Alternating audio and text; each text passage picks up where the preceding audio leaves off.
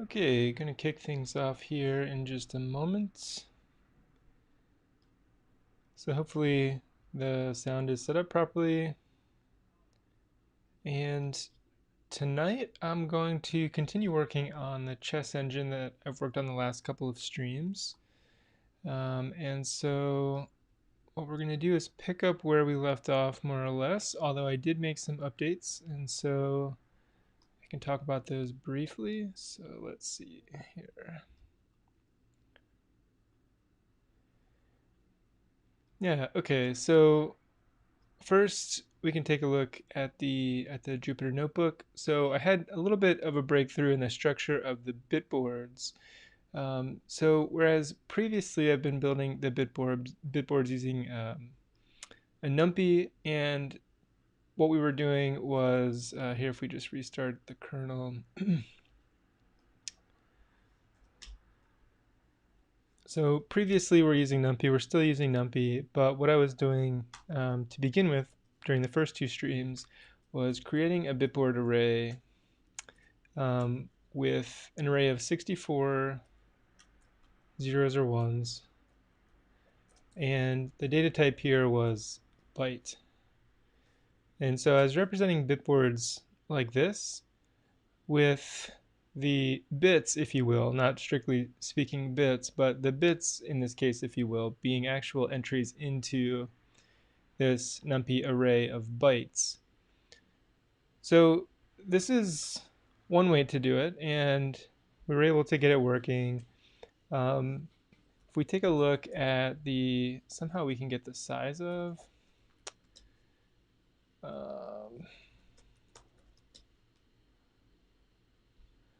not the length of an array, but the actual size on disk, size of variable. Did I say size on disk? Size in memory, I mean. Let's see. Sys.get size of x.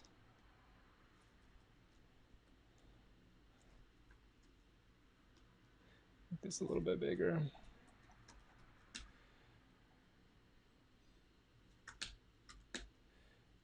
All right, so here we have 100. Let's do np.zeros 64.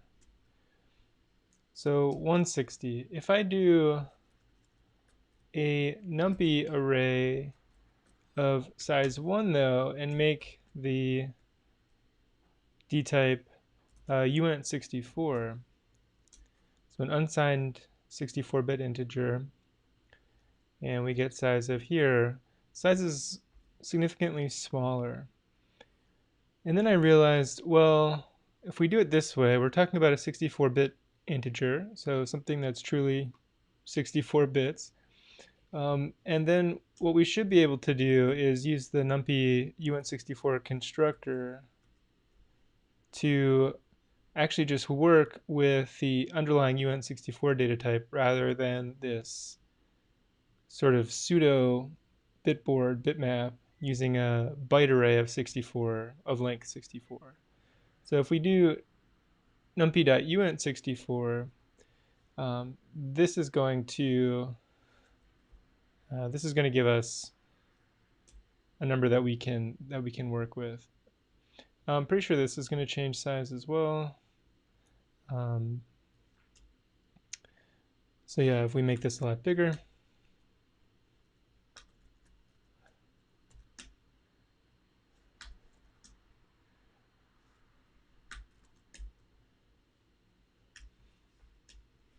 so eventually it gets too big. But it is going to be big enough for us to do a 64-bit bit array and bitmap and use that instead. So we can look at the code in just a bit. But that was a little bit of a breakthrough. The other thing that it allows us to do is to actually use bitwise operations directly on the number, as opposed to bitwise operations on an array of bytes, which is higher level than we really want to be. And we'll see how that can make the bitwise operations when dealing with bitboards a little bit easier. And obviously a bit more efficient, I would hope. But this is going to allow us to actually use some of the very similar approaches that are in the examples in C from chessprogramming.org.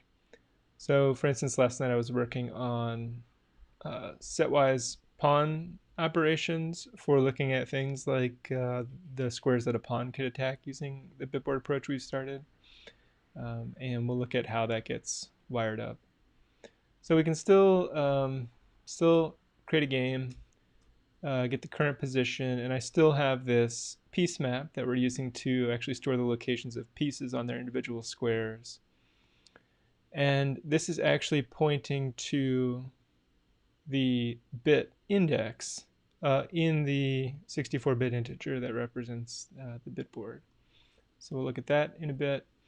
We can still get the current position, and I did some cleaning up of the pretty print bitboard function so that we can still print it as we were doing previously with the byte array, but now with the actual uint64, what I do is I convert that into a binary string, and then we just parse through the string. So we can look at that as well. I also renamed the method pprint, I believe, so I didn't have to alias it. And I moved this out into a helpers file. So now, since we're dealing with an actual 64-bit integer, what I do is I get the binary string representation of that integer, which we can then create a string from. So just use zfill for the number of board squares, which is 64, and we just format it as bits. This comes out as zeros and ones, just to format it as binary. All right, so now we can directly OR the bitboards, and so the board representation is really a number, just a single number, and this is it in base 10. But if we were to look at this as a binary string, and we can just pull that method in now, this is going to be helpers set bit, what's it called, get binary string.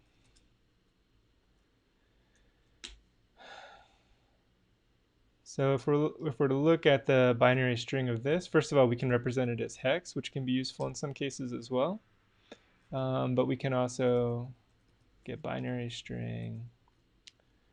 And now you can see that this binary string actually represents, in this case, the pawns on the white pawns in this case. All right, so we have the piece map. We can still make moves in the same way. The move making function takes into consideration whether or not, I believe this is whether or not we have castling rights, or sorry, whether or not it's an attack, or yeah, whether or not it's a capture. Let's take a look. Is a capture or is a promotion, which hasn't been hooked up yet, and nor has the generate the FEN from the current position. We can look at the new bitboard, which again is just a number now. It's not actually a numpy array, but we're using that numpy unsigned 64-bit integer to represent it. So actually, if we type this, this is numpy. This is a numpy uint64 and not the native Python data type. So that's great. The bitwise operations on this, again, are going to be really useful for us. And so now the bitboard should be fully wired up in terms of actually making moves. And here we're just representing the black side and the white side, the pieces on board. There's no rule checking as to what pieces or what squares a piece can move to yet. So here we just have the bitwise OR of the white pieces that are occupied, or really the squares that are occupied by white pieces and the squares that are occupied by black pieces. But we can kind of play a game here. So we're playing a Spanish game. And this is just a typical Roy Lopez opening. So pretty cool. We can make moves. The bitboard gets updated. And what's just fantastic about this, and I made an illegal move here, which I'm not handling. Let's go ahead and start the kernel over and run everything. need to gracefully handle errors when we do the move making. But what's really nice about this now is that, again, the bitboard is just a number. So specifically unsigned int 64. So we can easily convert it to bytes. Again, here's the size of the bitboard, so it's smaller than 160 bytes that we're using previously. So it's much smaller. What do I have here? This was me rewriting the printbb function, so that's been implemented. And now we can do bitwise operations directly on the board itself, because it's just a UN64. And so when we want to assign bits, we can use the IOR operator, so just in place or assignment. So we're doing bitwise or assignment to setting a bit at for a bit in range 0 to 8, and then we can print that. And then in fact here we're printing the complement. So this is print not those squares. So we set these bits 0 through 8, and then we print the complement with tilde, and we can look at all the squares that aren't 0 through 8.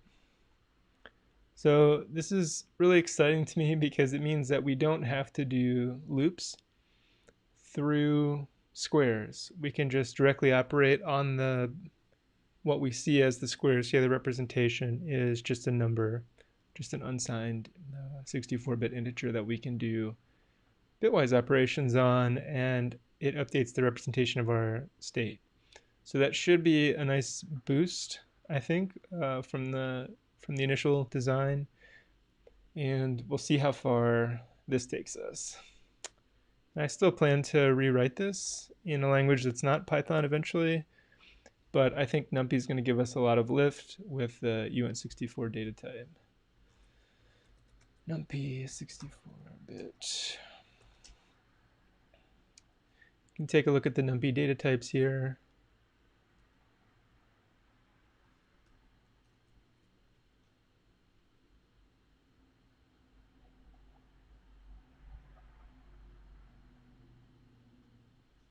And so in C, this is the UN64_T.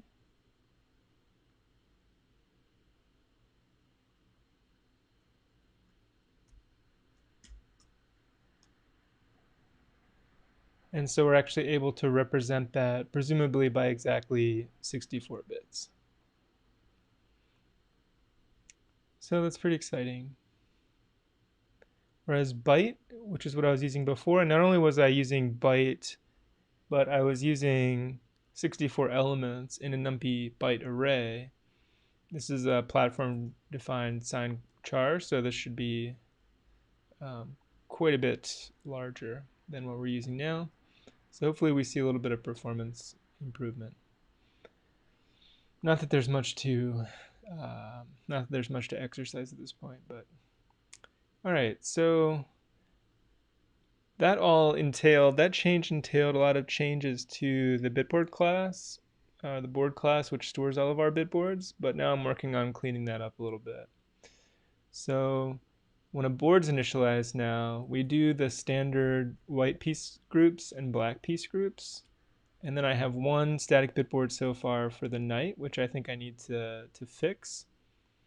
I make this night attack map, and right now this is actually just returning a dictionary. So I think I'd like to generate the static bitboard for that as a dictionary of squares to bitboards. So for any given square, there's a bitboard representation of the attacked squares by a knight that's on the given input square. Okay.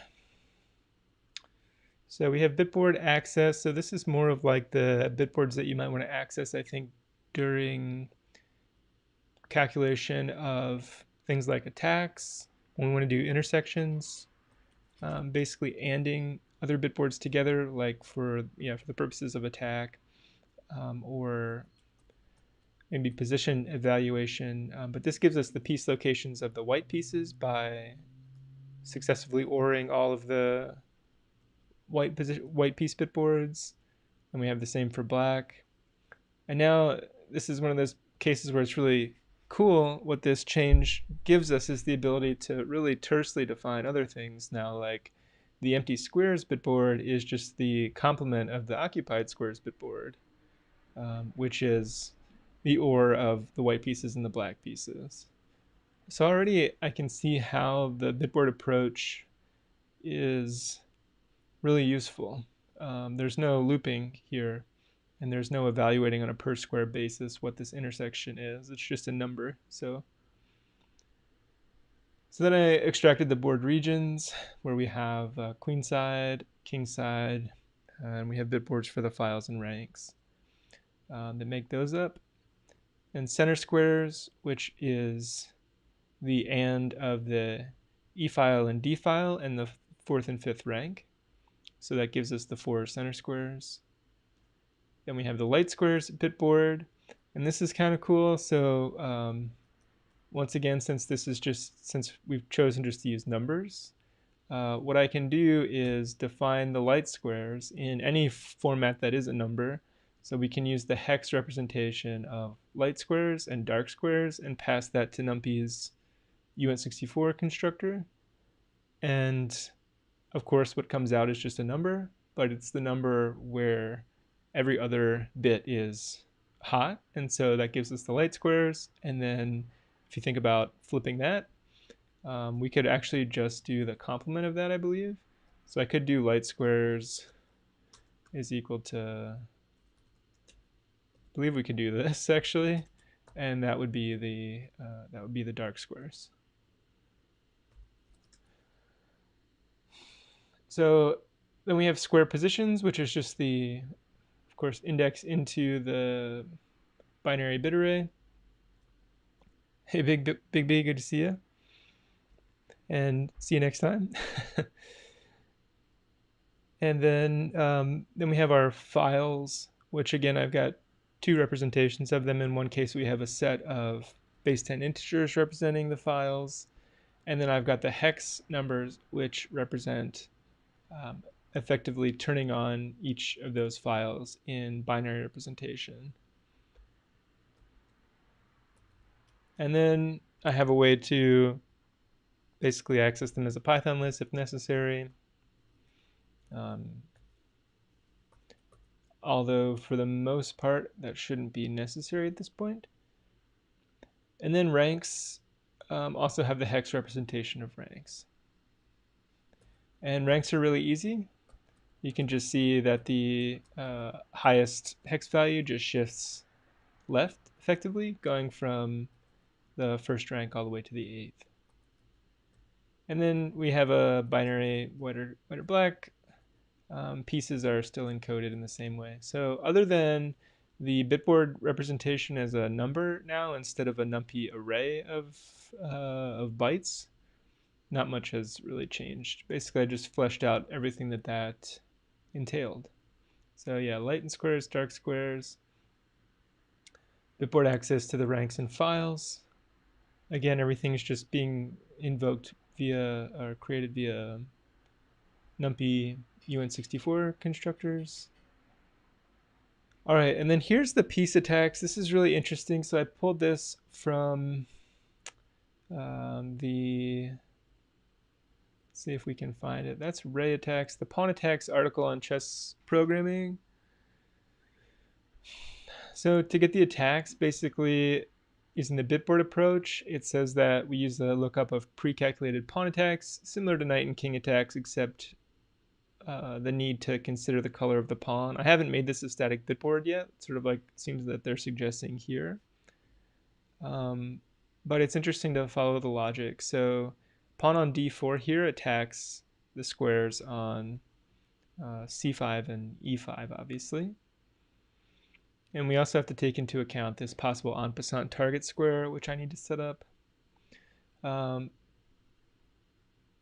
But the way that this works is really neat. So we have our white pawns on board, and if we just do a left shift of 9, remember we're thinking in terms of actual, if we think in terms of binary now, that's actually just going to shift those 1s to the right 9 places. And so that loops over +1 on our 8 by 8 board. And so now we're actually getting the sort of the northeast location. Is that right? The northeast locations of all of the attacks. So so obviously white pawn east attacks. So we do a left shift by 9, and then we just and that with not the A file, so with the A file complement.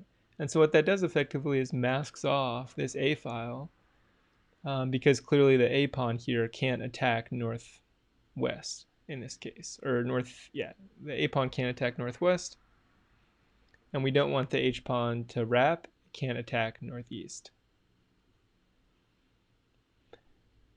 Okay. I should have said more explicitly the H pawn can't attack east, and so we don't want it to wrap over onto the A file, and so that's why we create the A complement and it. Okay.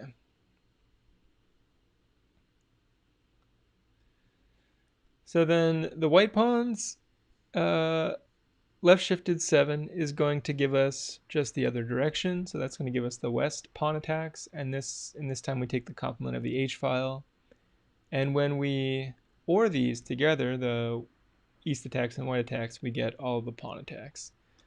So that's been implemented here. This is the left shift 9, so white pawn east attacks are northeast, which is +9 and not the A file, and we just do the conjunction of the complement A file bitboard. Likewise left shift 7 and not the H file for the west attacks. Alright, and then we can just OR those together and we get the white pawn attacks. So as is being suggested here, we could pre-calculate this and run this for not just the white pawn bitboard, but the entire chessboard. And then whenever a pawn is on a square, we know the squares that it attacks. I think I'll do that perhaps later.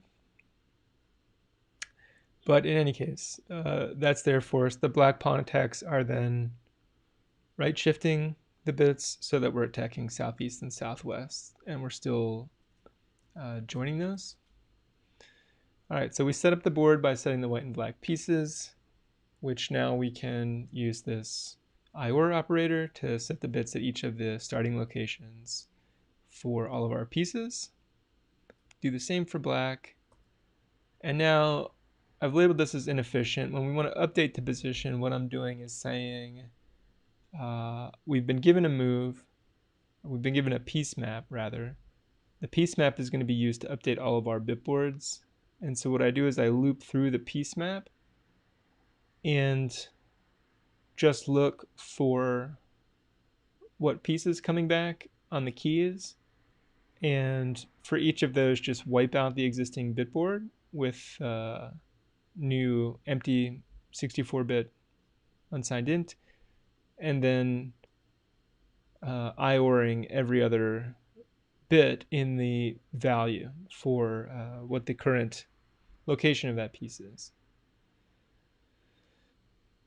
And we just use the setBit function for that, which is taking the incoming bitboard and unioning it with the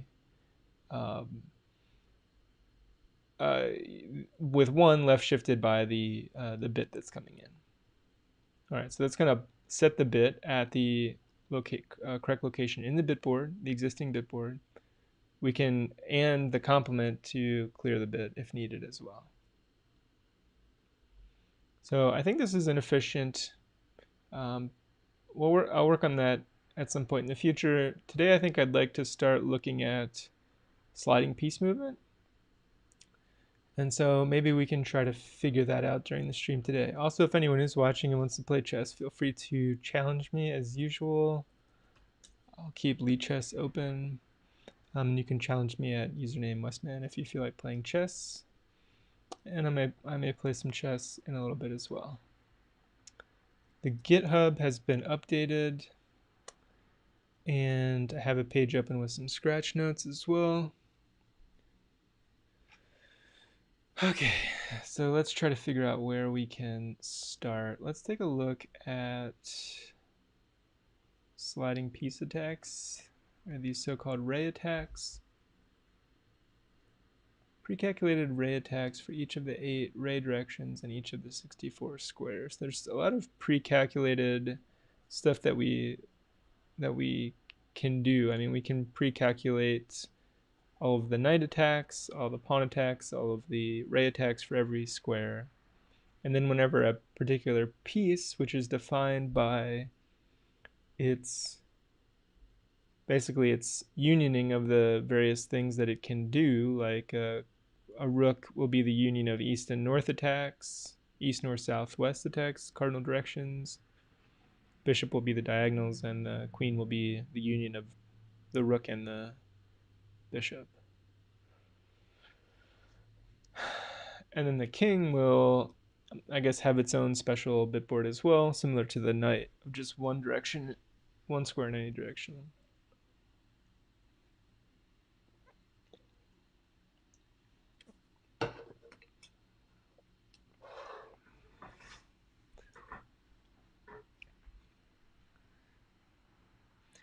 Okay, so the first step gets the ray attack on an otherwise empty board. Potential blockers are then determined by an intersection with the occupancy set of all pieces. The first blocker, if any, is the least significant 1 bit of the intersection. A bit scan forward determines the square of the first blocker to reset its ray bits from the attack set. For instance, for a bishop on g2, so here's the bishop, we have occupied. This gets ANDed with northwest from g2.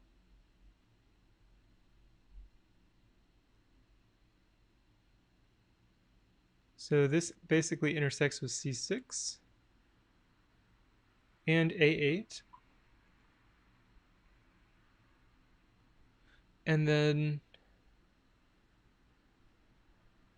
we XOR northwest, which is what we have.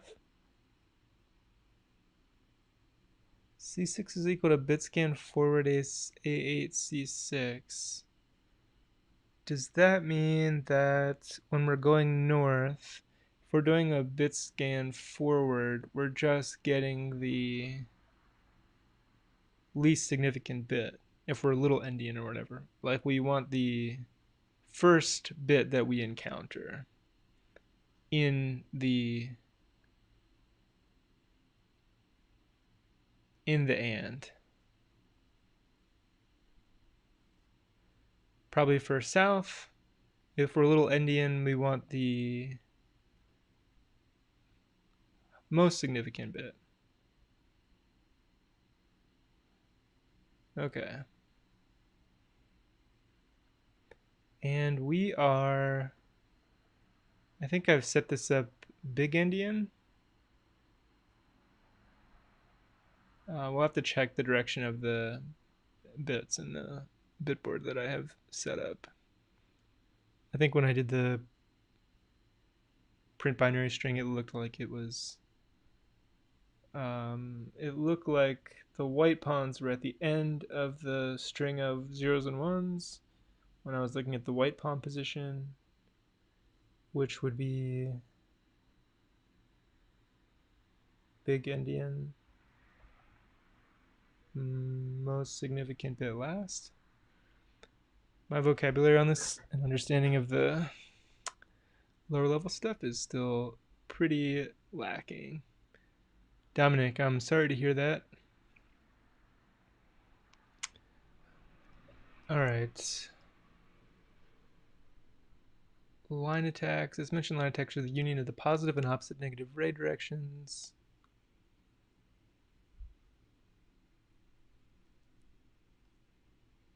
Of course, piece attacks are the union of the line attacks.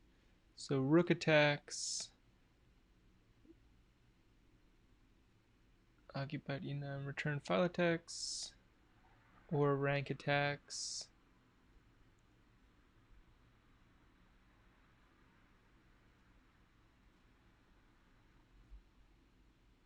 Yeah, and then there are these other improvements that I've been reading about, like subtracting a rook from a blocking piece,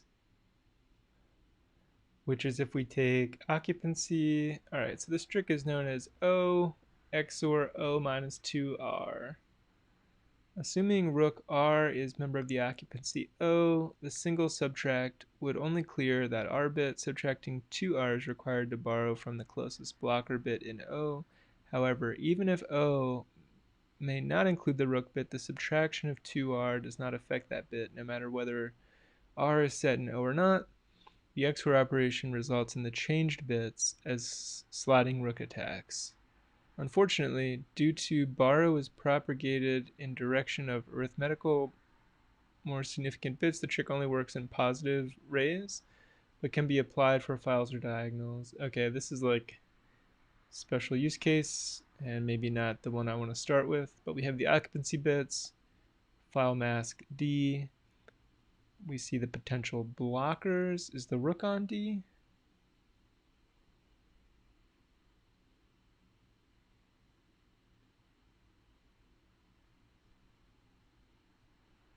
So if we're talking about north-south in this case, okay, I am not entirely sure what this is talking about, so we're going to stick with the classical approach at this time until I have a better understanding.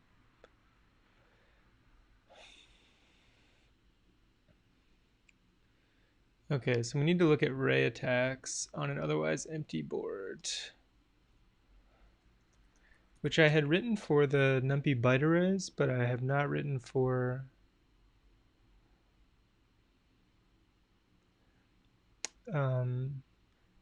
which I have not written for the true bitboard approach that we're taking now.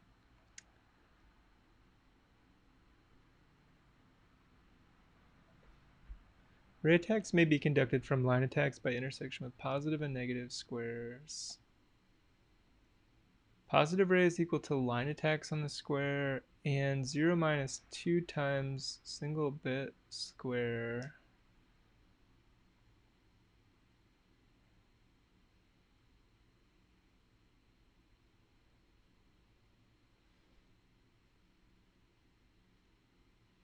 South attacks are simple to initialize inside a loop, starting from H8, shifting rights. Shouldn't I just be able to left shift and 8 to go north?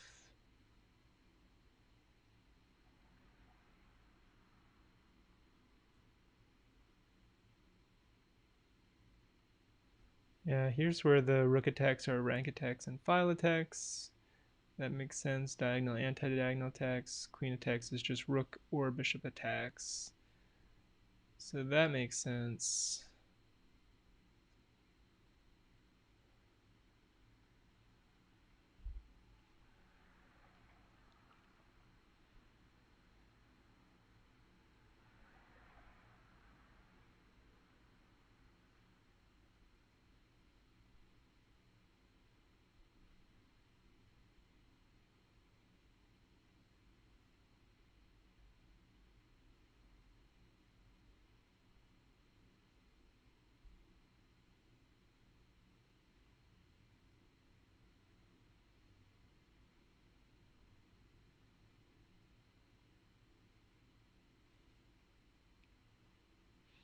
Yeah, I think this is the page I was looking for. So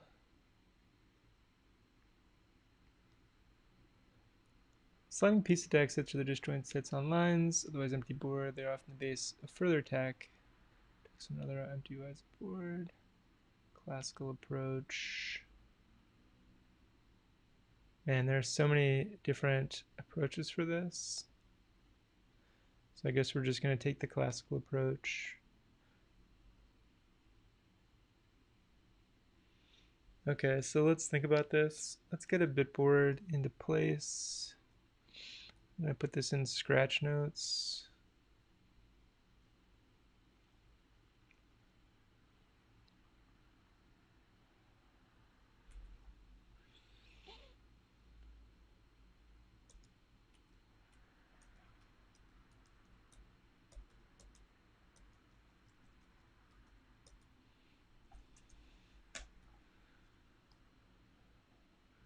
All right, let's make our bitboard p.un64.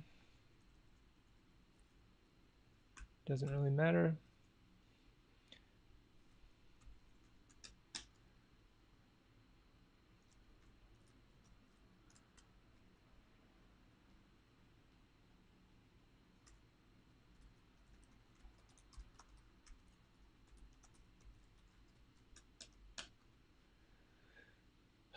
Okay, so if I want to, we'll import setbit and clearbit, I think was the other one. Yeah. So if I do clearbit bb3, no, oh, that's the other thing. We have to work with numpy types here. Left shift not supported for the input type. I don't need to do it there.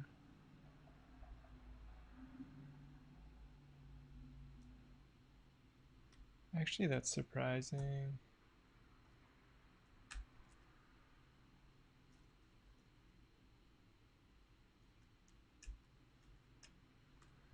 Maybe it's in my clear bit code that's messed up.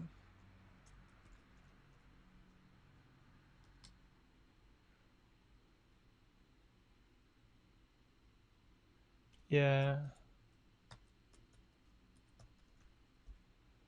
Pretty sure we need to use the numpy constructor here.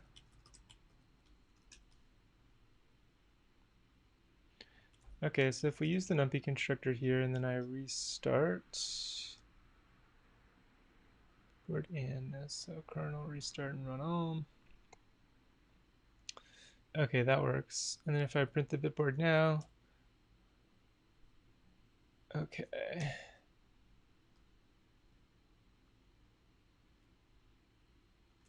And does this return a bitboard? Yeah.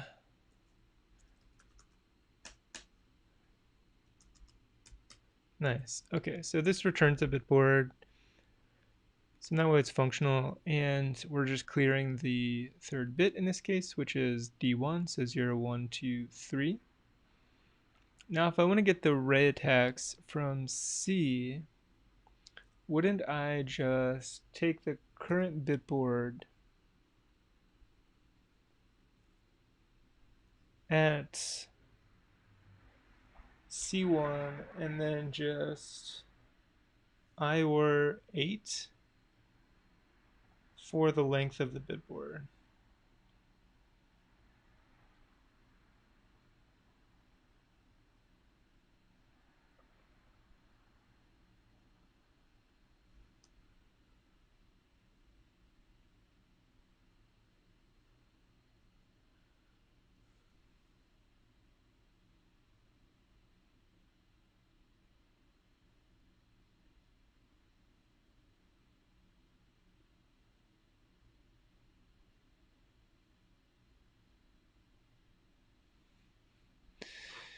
All right, bitboard array attack.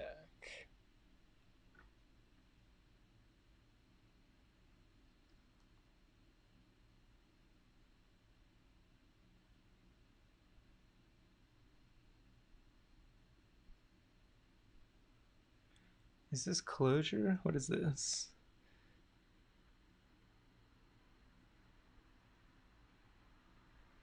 This is a Lisp, but I'm not sure. Yeah, it is closure. That's cool.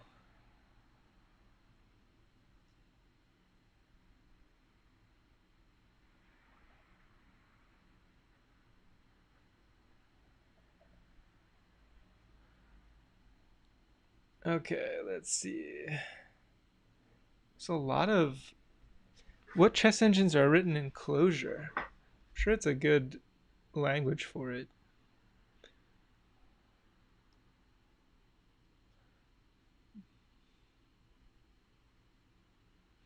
Also, yeah, there's this concept of magic bitboards, which I know that Stockfish uses, for instance, and apparently many other chess engines. But maybe once I get the Maybe once I get the hang of the classical approach on standard bitboards, I can investigate magic bitboards. So the classical approach is in a two-dimensional table is generated once the engine starts. It contains the rays in the 8 cardinal and intercardinal directions on each square.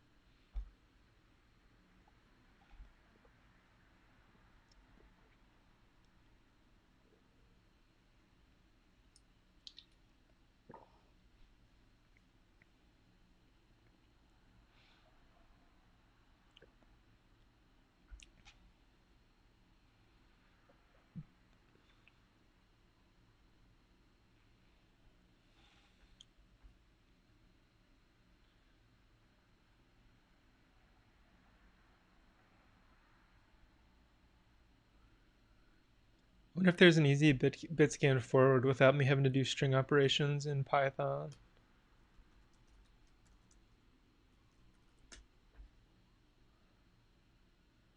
Looks like I've looked this up for NumPy.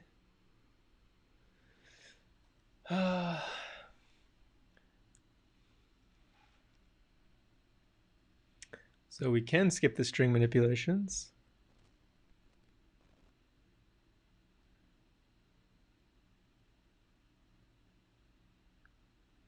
Okay, so we'll keep this in the back pocket.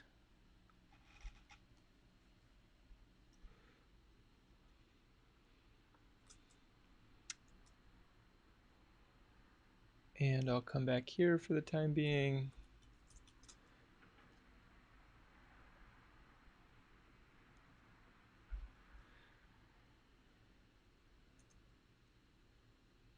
So the thing is I can't index into the bitboard in the same way anymore because it's just a number. I wonder if the special type allows us to do it. Yeah, we can't index into the scalar, obviously.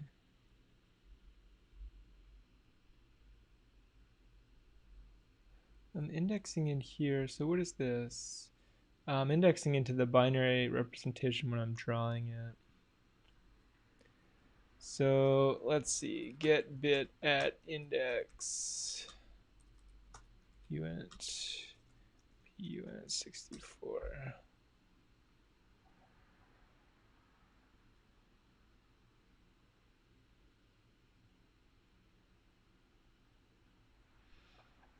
Unpack bits.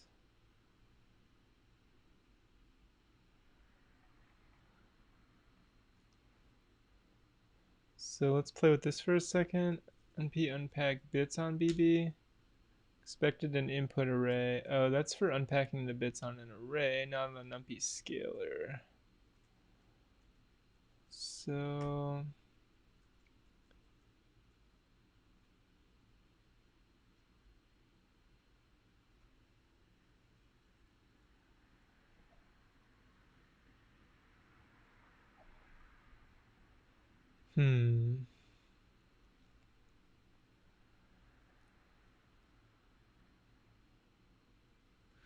all right, that's the Bitscan. Flatten on 0 and 0B11. What is this?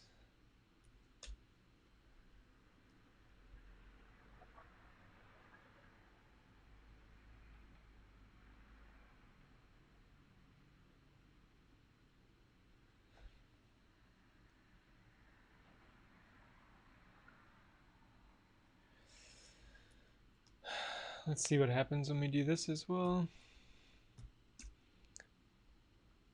Okay, that's interesting. So technically,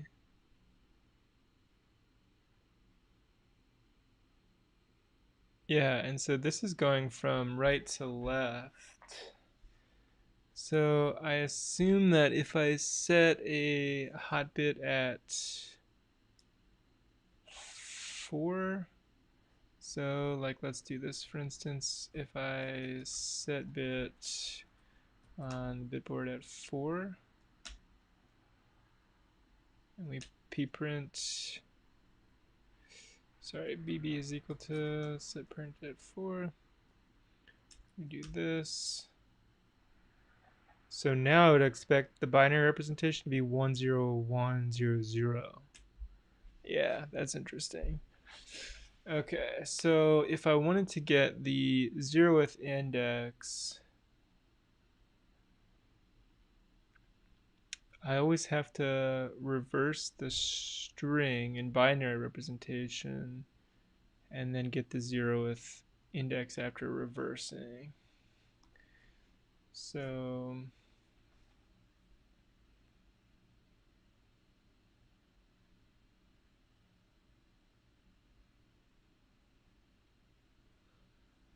oh yeah, I don't want to deal with string operations to index into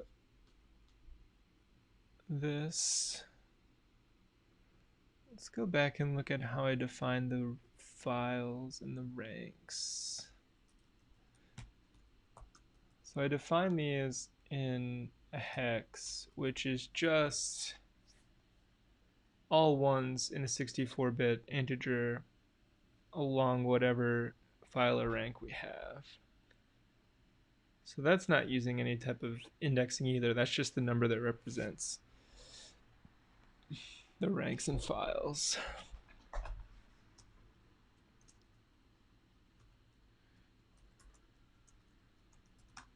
Get bit index of scalar.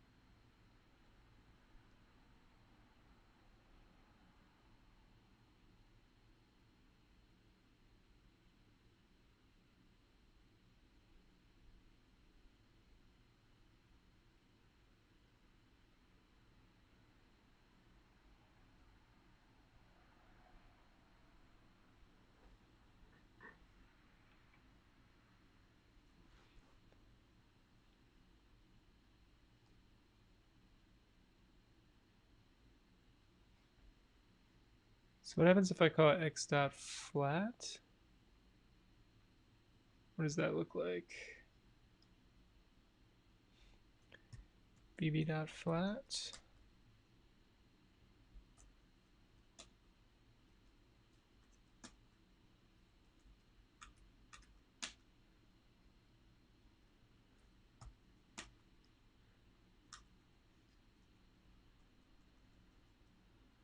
All right, numpy. I need to learn much more. Couple of bytes steps. I need the index into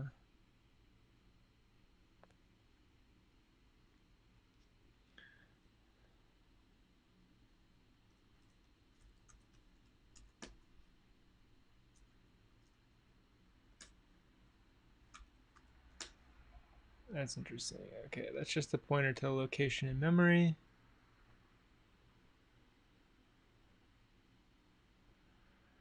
I really thought that this would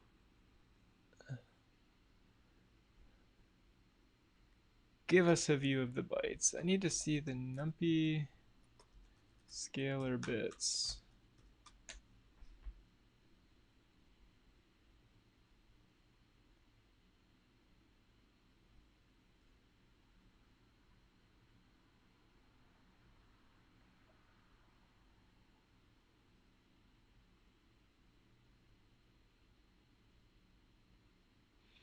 Okay, this is just someone executing all of those or demonstrating all of those attributes on. So how do we get the location of a given square?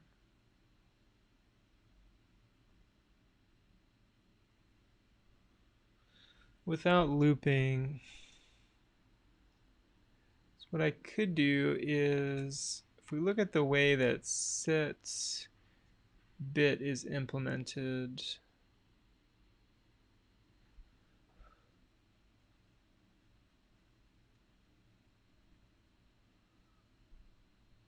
Oh, we just need to, or the current number, the current bitboard with one left shifted by the location in the, so it's really just something like this. If this is the way that set bit is defined, so we look at this, just put it here for reference. I know that it's imported as well. Basically, all right, so let's take our bitboard and print out what its current setup is. All right, so this is what it looks like. If I want to turn on, or if I want to turn on, let's say, H1, then what we need to do is bitboard ior np.un64. I need a shortcut. I need like an alias for un64.1.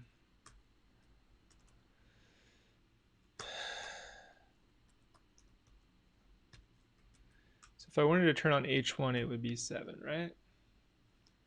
And then pprint bb. So this square should turn on now.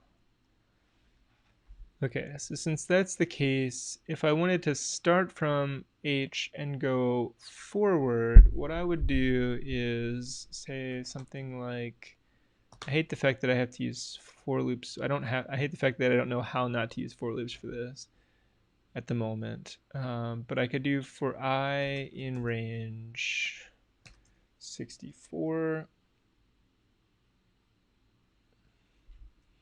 It's only 8 squares, right? So for I in range 8, bb ior np dot un64.1, and I'm just going to actually make this constant.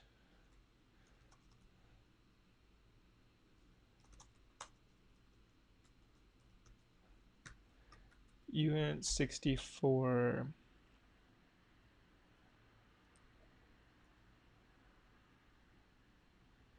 I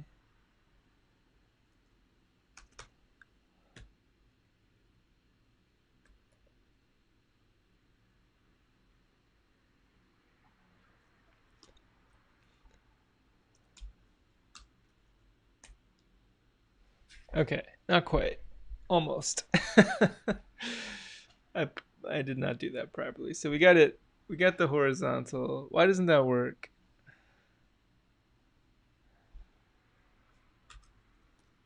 I'm gonna reset the bitboard every time as well.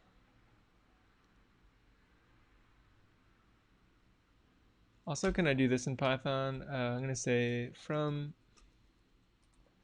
numpy import un64 as u, and then actually still have it be a callable.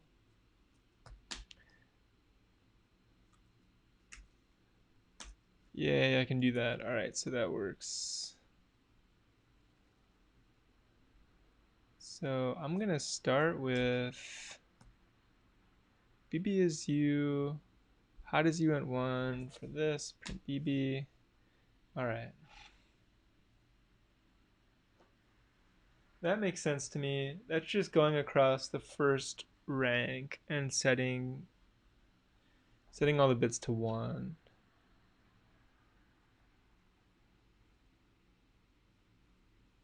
Now if I just do I times 2, that's not right.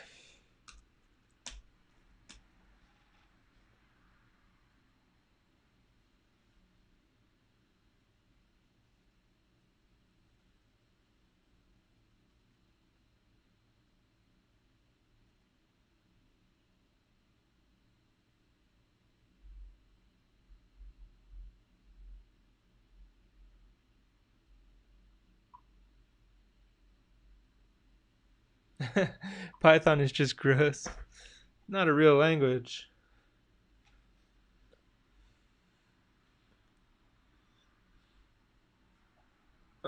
let me think about this for a second.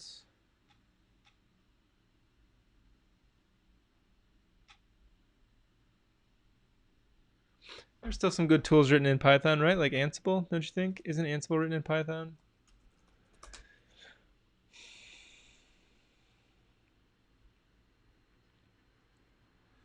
Yeah, Ansible is written in Python.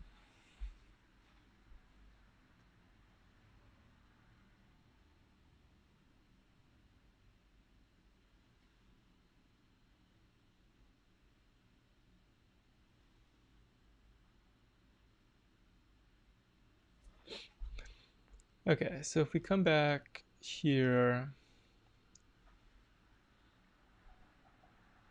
so east attacks are simple. This is an east attack. So we can take that as a note. Still need to do to get the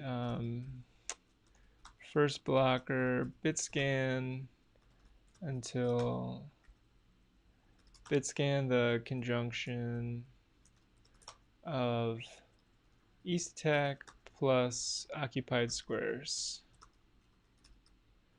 Then if it's the opposite color, then we could and the intersected bit. That's the attacked piece. If it's same color, then it's the bit before the intersected, which is the last square that we could move to with that piece.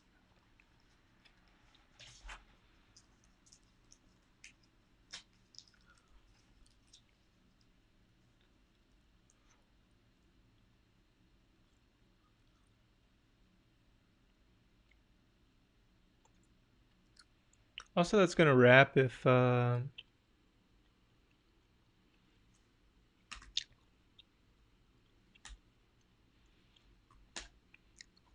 so that wraps. So we need to make sure we don't wrap as well.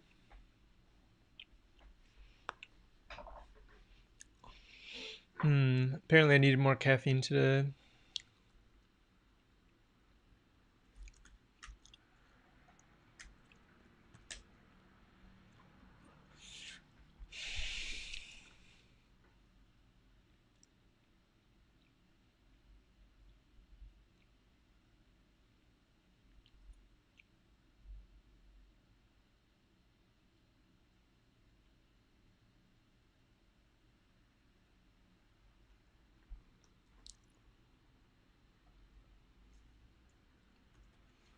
This would be north.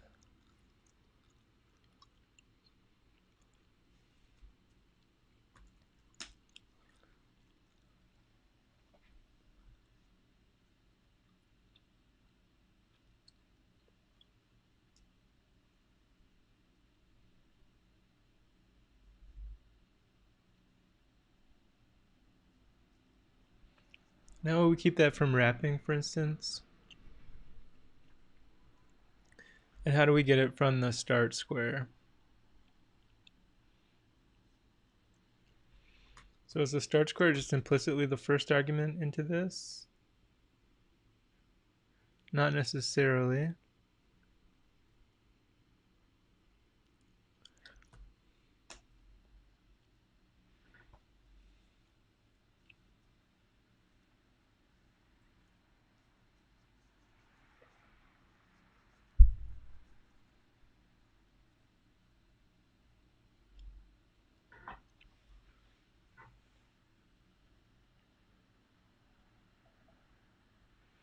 So I need to figure out how to start from any given square and then do any one of the other attacks. Any one of the ray attacks.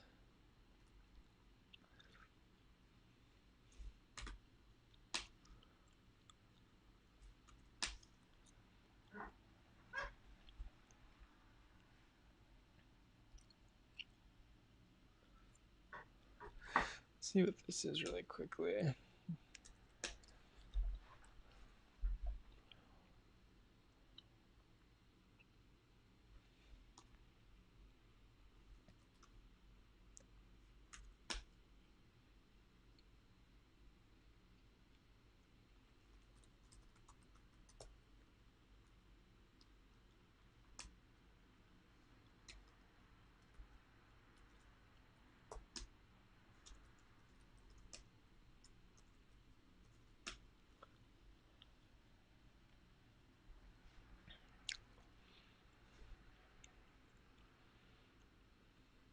Hmm.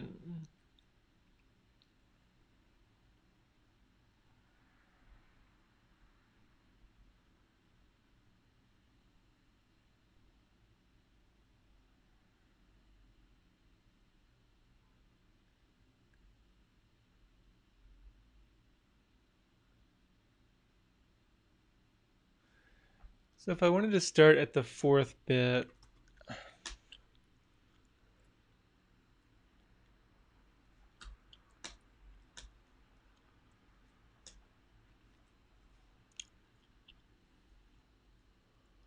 right, that doesn't work because I'm multiplying I by 4.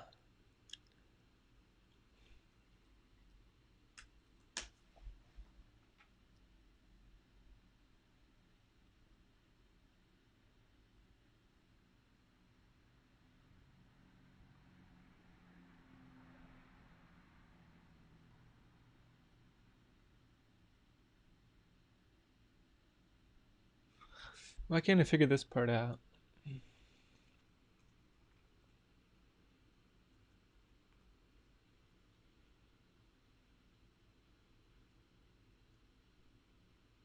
And that's true. It'll be a reverse Bitscan. First blocker in positive direction.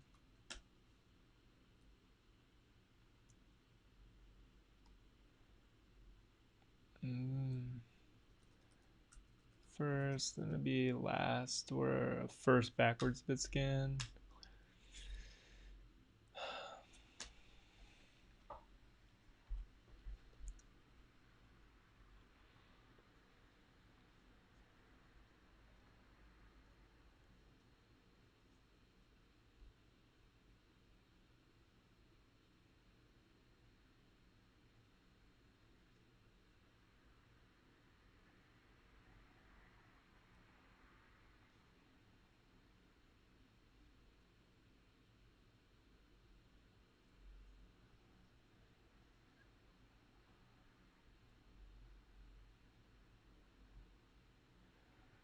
Line attacks by intersection with positive and negative squares. I wish I understood this better.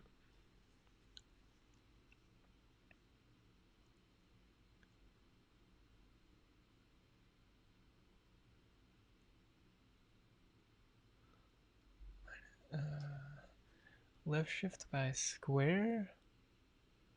Why left shift by square for a positive ray?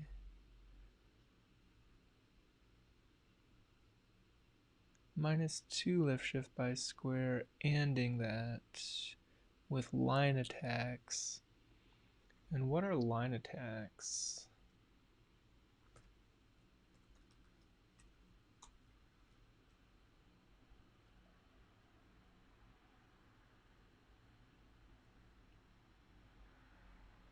Here's where I got the hex representation of each of the files, or at least the A and the H, and then you can just add 8, but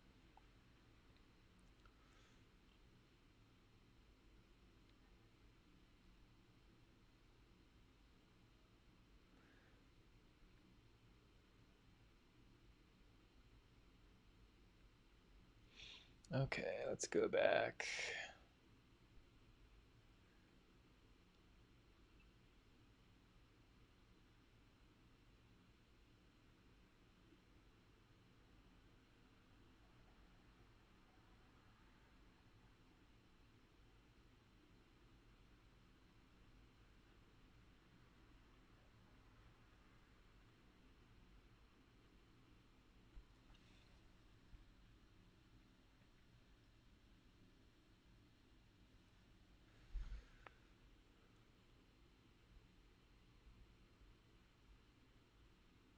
I'm going to go back to the classical approach page.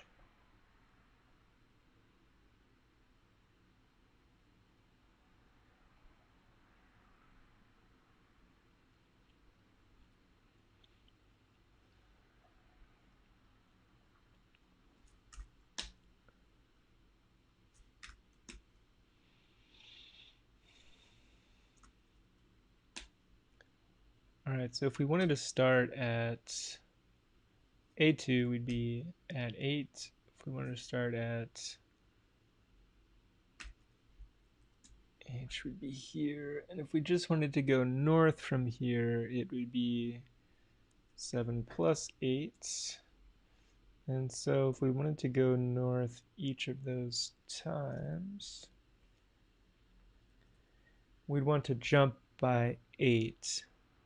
So we could do 0, 64, 8. Okay, I think we could iterate in Python using range with a different step.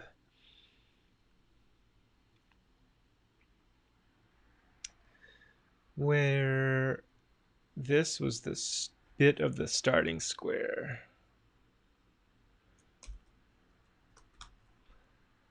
So if we wanted to start from F1, we would be 5.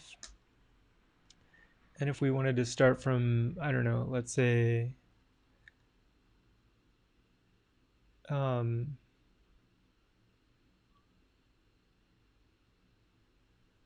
let's do B4.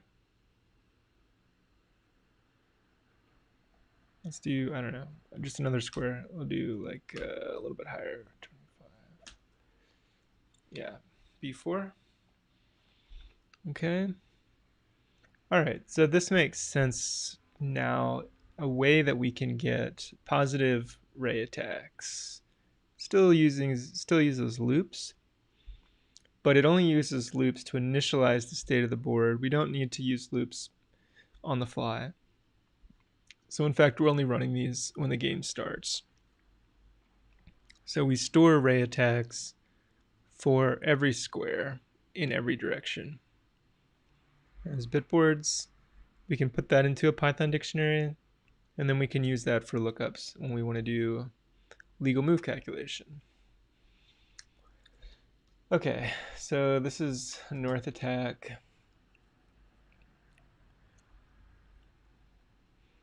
So now let's figure out how to do the Bitscan, and I'll put a piece on a square that would intersect. So we can put a piece on B7. All right, so let's initialize the bitboard like this. We will set a bitboard up.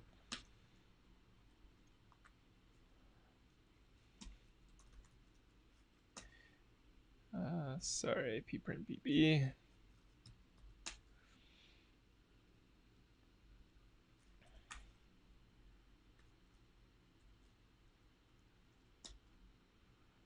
Sorry, yeah, we'll start with 0, and then I'll set a bit.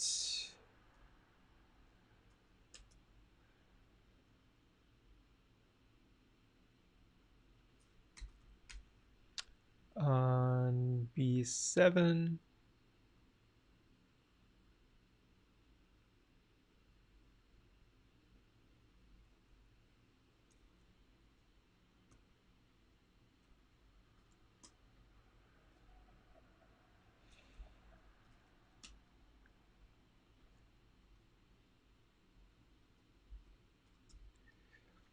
All right, so we have a bit set on 47. Now if I want to, if I'm a rook on B4 and I'm looking at attacks north on the north ray, then I want to take my ray on an otherwise empty board, intersect with the bitboard for the piece that's on B7. When I AND those two, I'm going to get B7. But what I want to do is find the squares B5 and B6. All right, so we're going to call this bitboard we're going to call this note the examining piece intersection with a rook. Sorry for being a bit slow on this stream this evening. All right, so we got a bitboard. We're going to call this occupied. All right, so there's our occupied board. We're going to call this next one. Hey, Hemanth, good to see you again.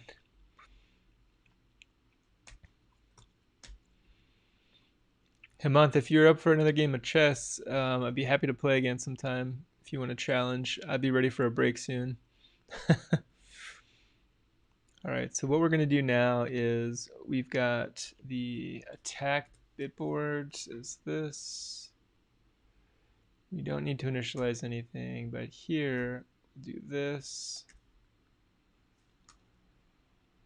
Hot is just a constant. Square is 25.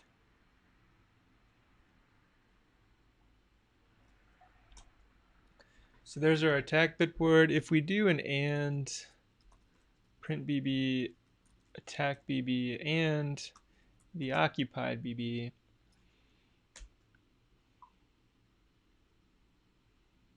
let's see, P print BB. Nice. So we get the square that the rook actually attacks.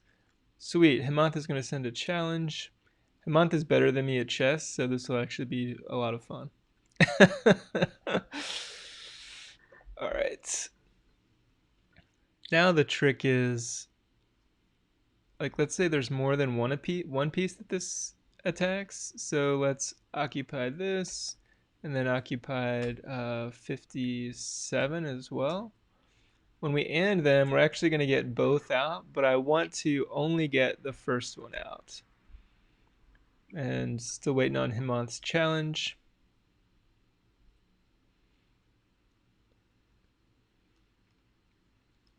Nice. Where do you enable Vim key bindings in Jupyter?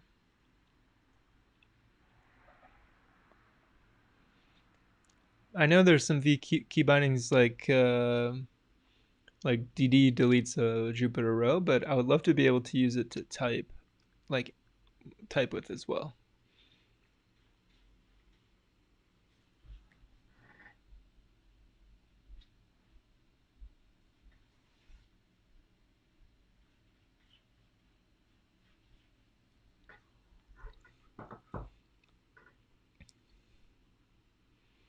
All right, waiting for Hemant to give a challenge here.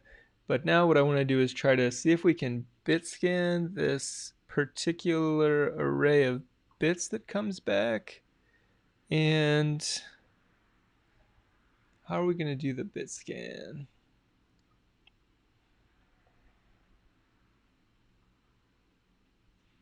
Don't need to worry about this one. Don't need to worry about the fancier approach yet.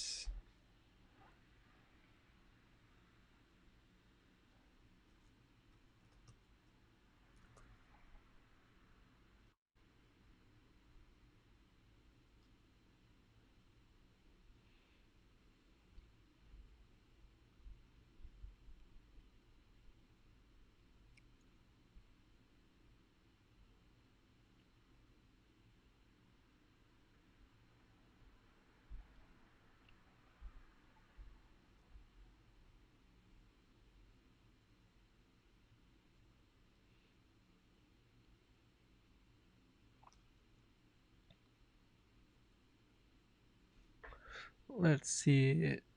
All right, so this is a diagonal attack. The example should be the same. So similar to what we have, the bitwise and of the occupied and the ray attack is the two pieces, obviously, that intersect. Then he XORs. Yeah, no worries, Hemant. Windows updates. No, I'm not. No worries, man. All right, XOR northwest C6 equals bitscan forward.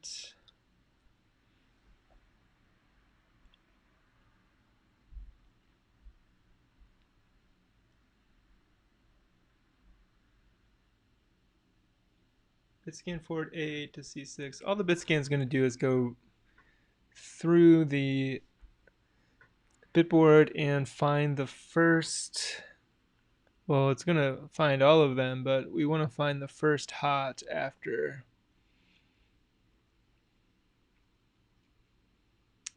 A8 C6. So that's A8, that's C6.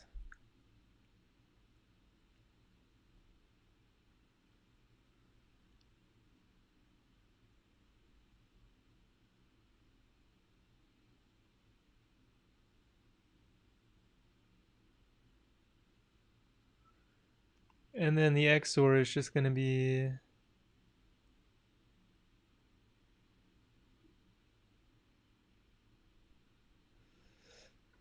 okay.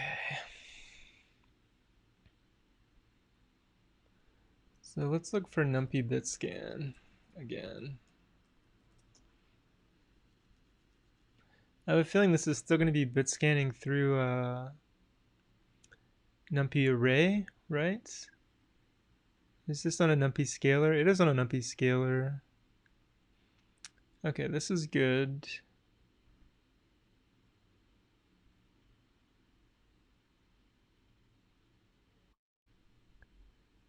Pure arithmetic.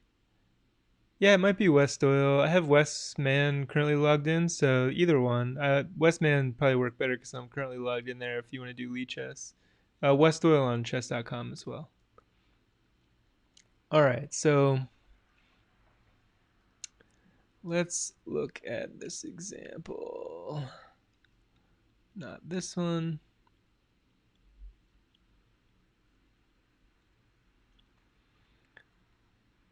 To the numpy a range 64 and n lead zeros. Let's try these zeros. I like this one for its terseness. Let's see what happens here. Let's do occupied. The handle is Westman.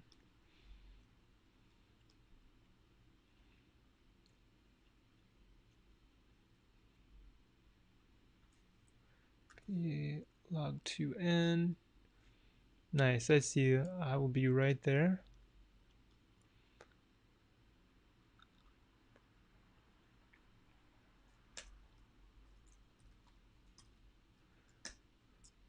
So this gives us 6 lead zeros.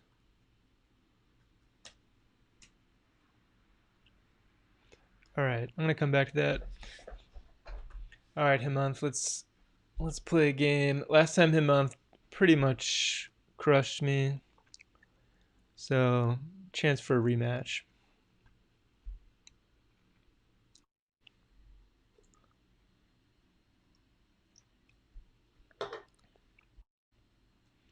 Sicilian. I don't think we played a Sicilian last time, unless I misremembered.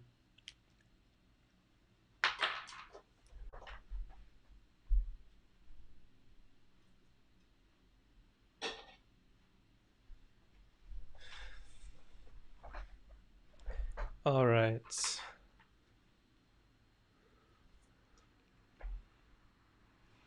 Should I play some kind of weird sideline? I have a feeling Hemant is booked up.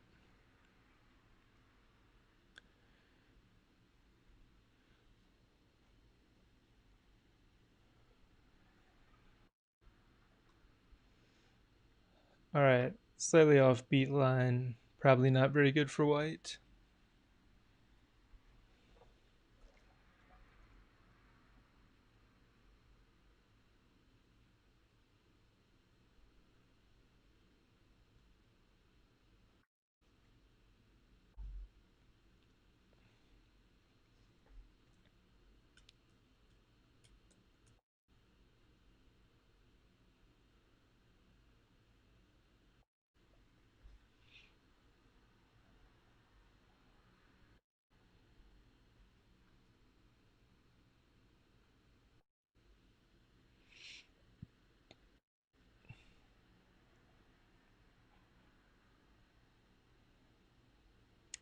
So I guess Hemant probably wants to play d5 and open up the position. There's really not a whole lot I think I can do about that.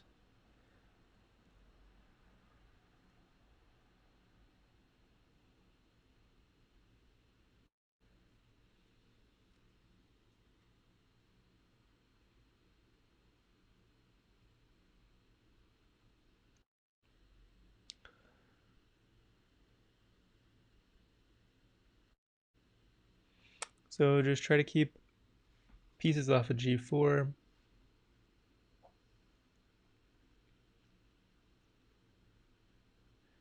And I imagine that he'll yeah, castle or put a bishop on e6.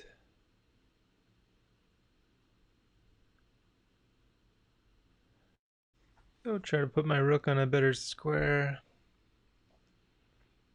Maybe even c4, just trying to pry open the position and get rid of the doubled pawns is an idea.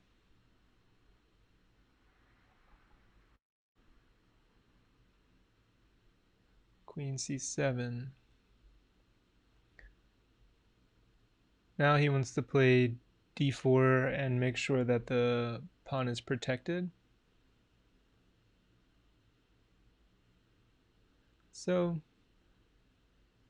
seems like a good move to me. So now he'll play, I mean d5. When I said d4 earlier, he wants to play d5.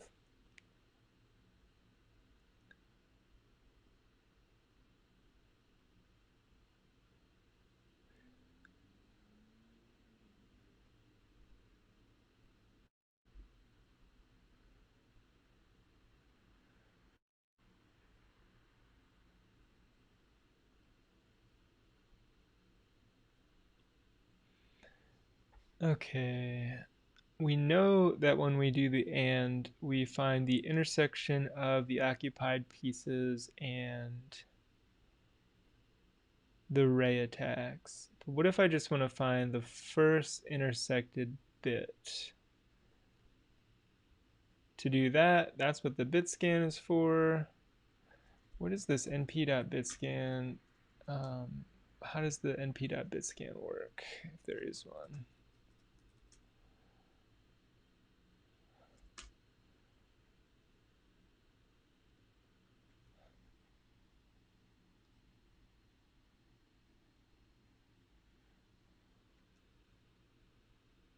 So this is just a feed of the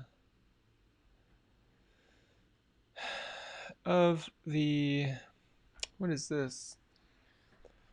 That was just a feed of the Stack Overflow question.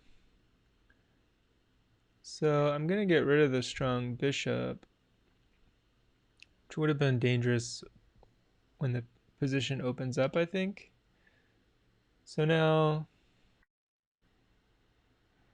I suppose he's trying to get the knight to f4.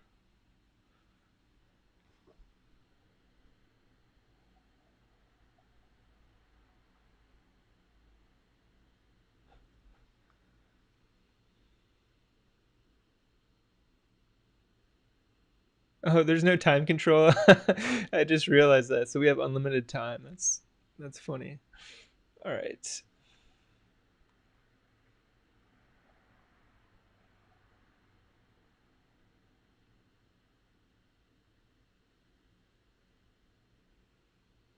So I want to kick the knight out, but doing so would really weaken my position, my king's position.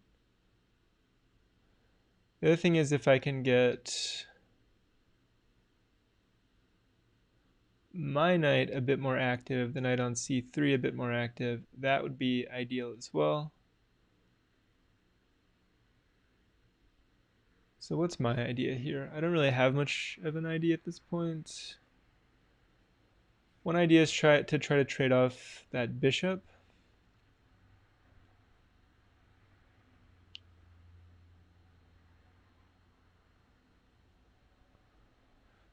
But it feels a little bit loose to do so, but that's what I'm going to try.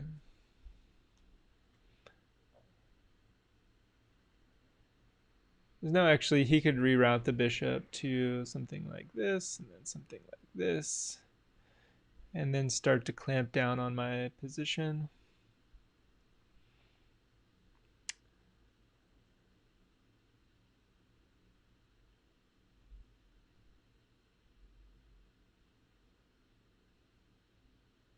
Otherwise, maybe even just rook a to e8, and then maybe f takes e after knight takes bishop isn't so bad, because he can still probably push d5 and yeah, start clamping down.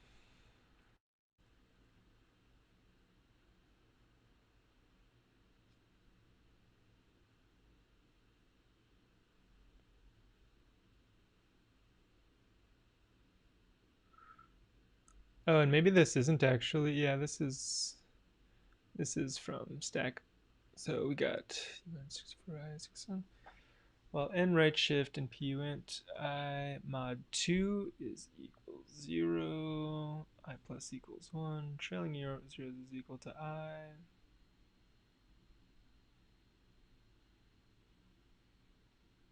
So just right shift it all the way down until you hit a bit.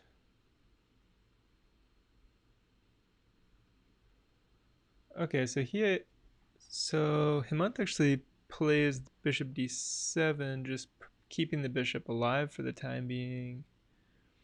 And I don't know why I did this, because I don't really know what the plan is with the knight. So probably not very good on my part.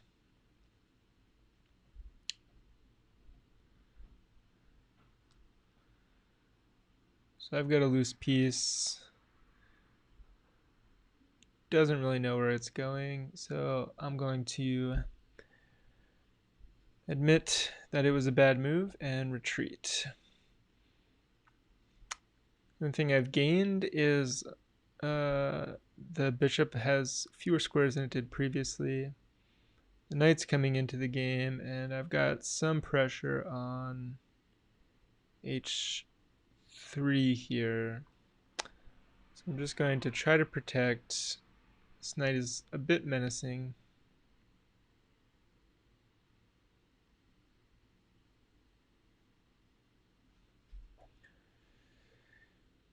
So we could do this while loop and scan until we hit a bit.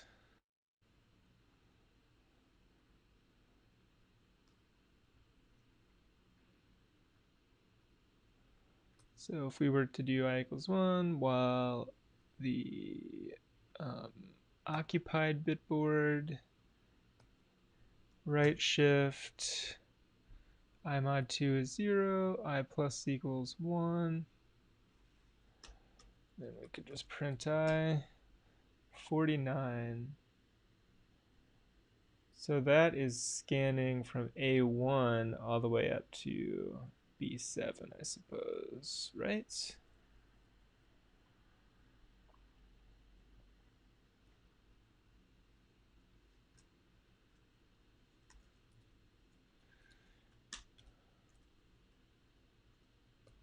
Yeah.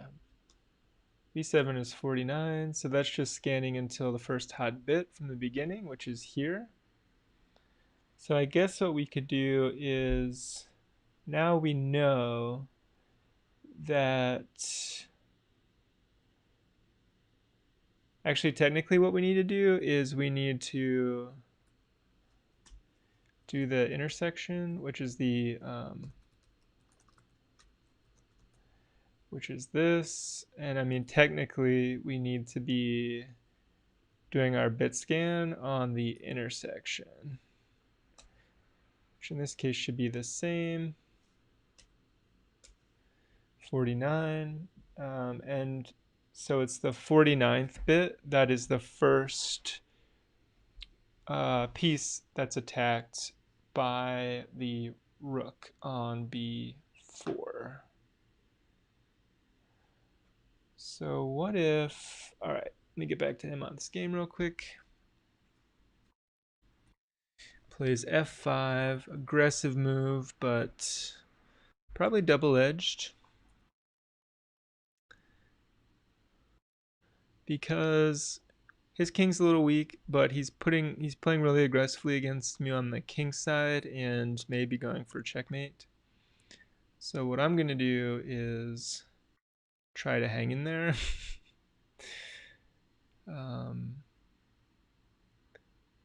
he wants to trade this knight, I'd be more than happy to. but his king's a little weak. But yeah, this bishop is really bearing down on h3. The knight's all up in the position on a good outpost, and the rook has a semi-open file against the king side. All right, so now we know how to get, we can do this silly Bitscan. We're going to call this one Bitscan forward. Put this in the code actually, in the helpers. Bit manipulation. Let's call, we need a section for like querying or something like that.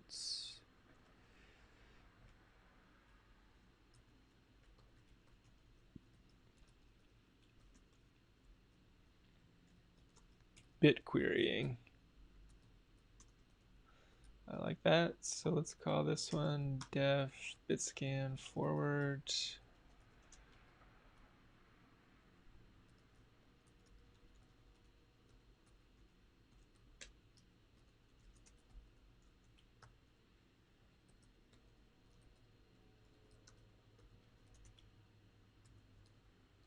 Got some redundant parens here.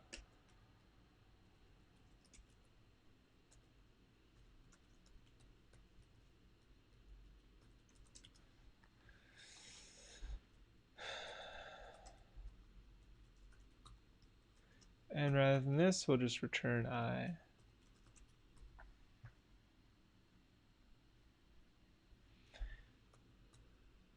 And so I don't forget, this scans from A1 until we hit a hot bit.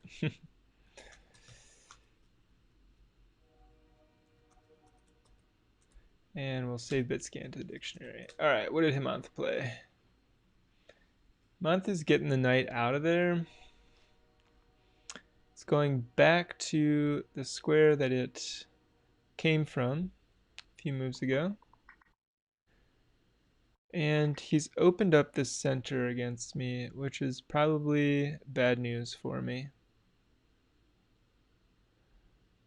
So what can I do from this position? One idea is to get the queen a bit more active.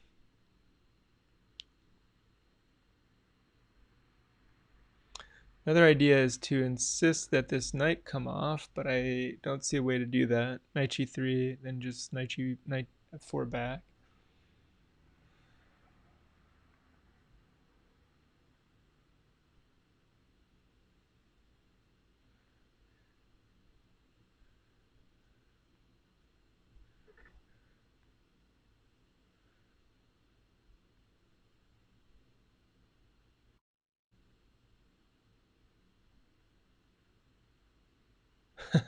Hey, Carlos, a chess engine is also bigger than what I thought it would be. Thanks for watching. I appreciate your comments as well. It's definitely a lot of fun. I'm a little tired this evening, probably just working too much, but um, this is a really fun project. Definitely learning a lot about things like bitboards, and it'll be really fun once we get to, I think, like the search aspect and move generation selection. But thanks. All right, so here,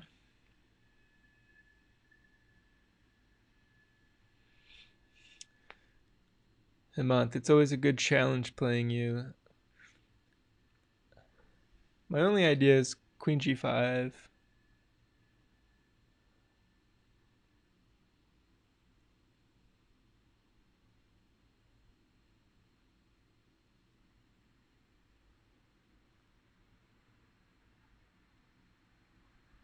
But it doesn't really accomplish much. I want to put my queen on a better square, but I'm having trouble finding good squares for my pieces at the moment.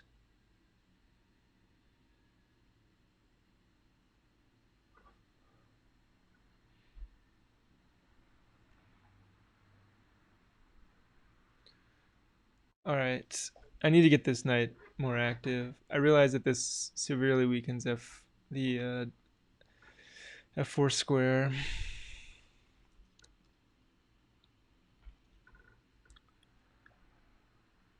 All right, so we incorporated Bitscan forward.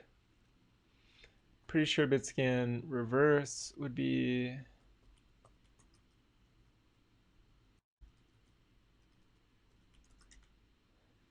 we need to start at I is equal to 63.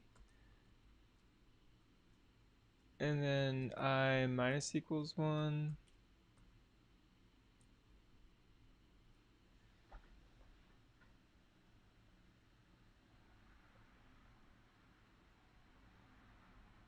No, that doesn't make any sense because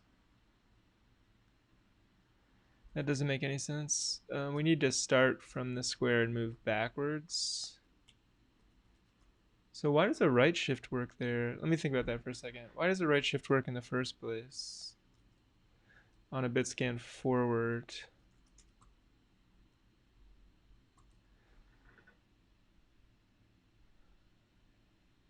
Ah.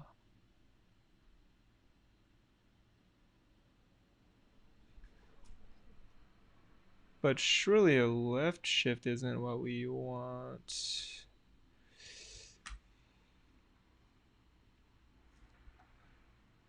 That's just going to overflow right away. Sorry. Restart the kernel.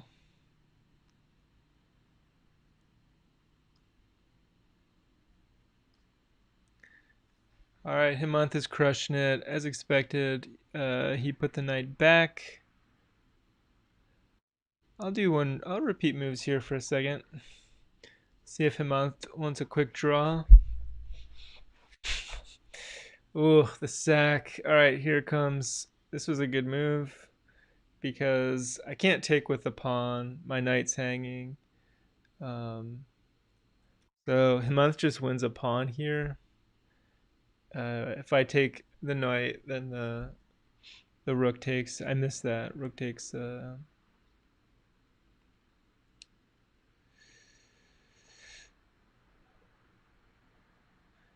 That knight is sitting in a wrong position. A bad move. I missed this one before. Yeah, Hemant's always crushed me with tactics.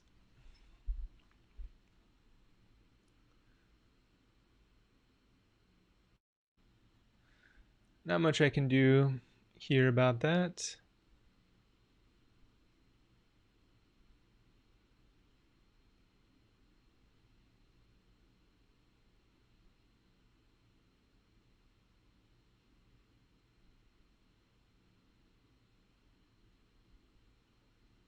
He can also probably maybe even sack the exchange here and still completely bulldoze my position.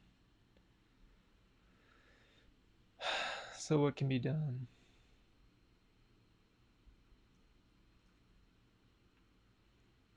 All right. I need to kill the kernel because I set it off on an impossible task here. Also, wait, well, this is left is that's never going to be 0, so that explains that.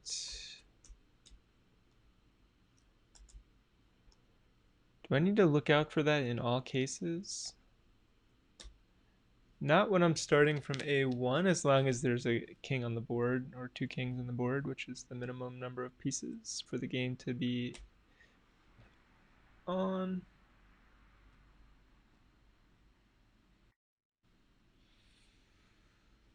Alright, so he does sack the exchange, and now is probably still totally winning. So my king's weak. His knight is defended.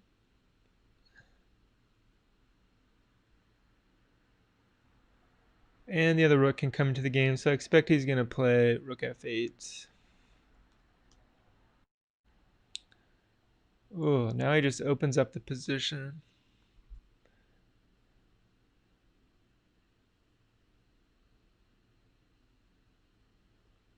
Okay.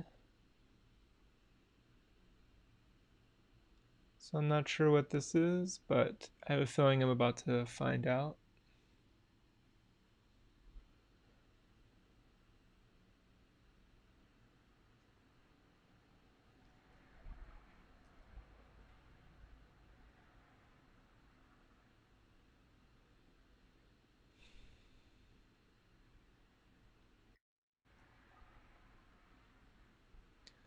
Really, Hemanth?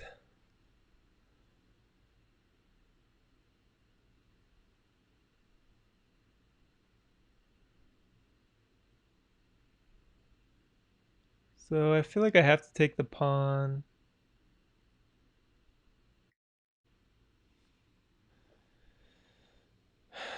It's unclear to me if I'm not if we're not even now.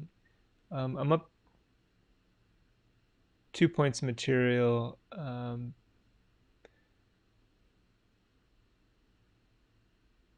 What do I have here? Hemanth is a good player. I'm trying to make sure I don't lose if I just take this hanging rook.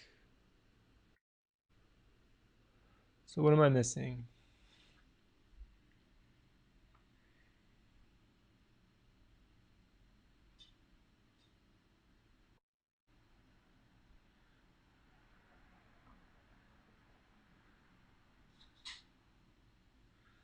Dang, Hemanth, you are good, man. Uh,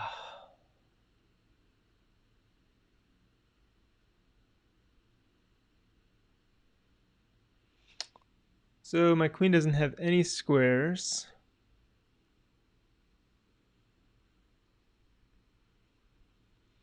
And I don't really have a way to swindle out of this. So that was really slick. The rook was hanging, but he's gonna get all of his material back because I don't have an escape route for the queen. Well played.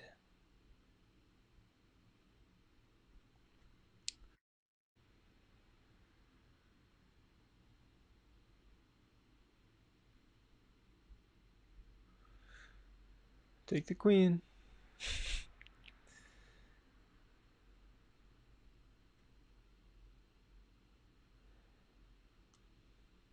All right, so I need to figure out how to bit scan backwards. So we have a forward bit scan, which makes sense. Just start from A1, go all the way until we hit the bit here by right shifting.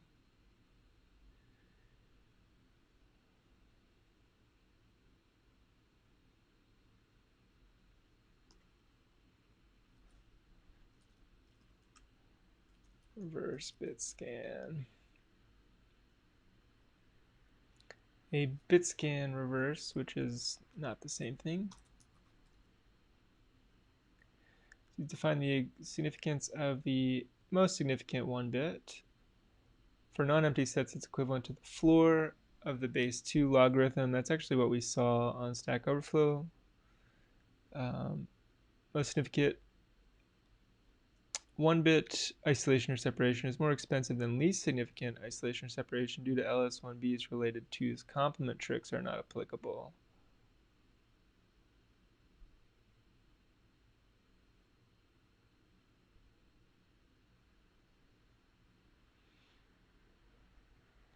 Okay. My binary skills are severely weak, and so are my chess skills, apparently.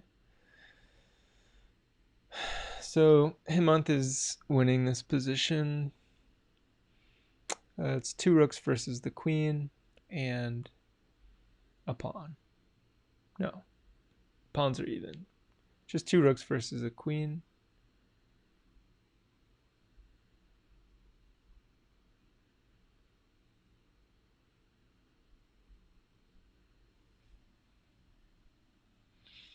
And one of the pawns is doubled, specifically the pawn that can protect my knight right now. So not looking good. Hemanth says he planned quite deep for that queen trap for so long. Well, it paid off. All right.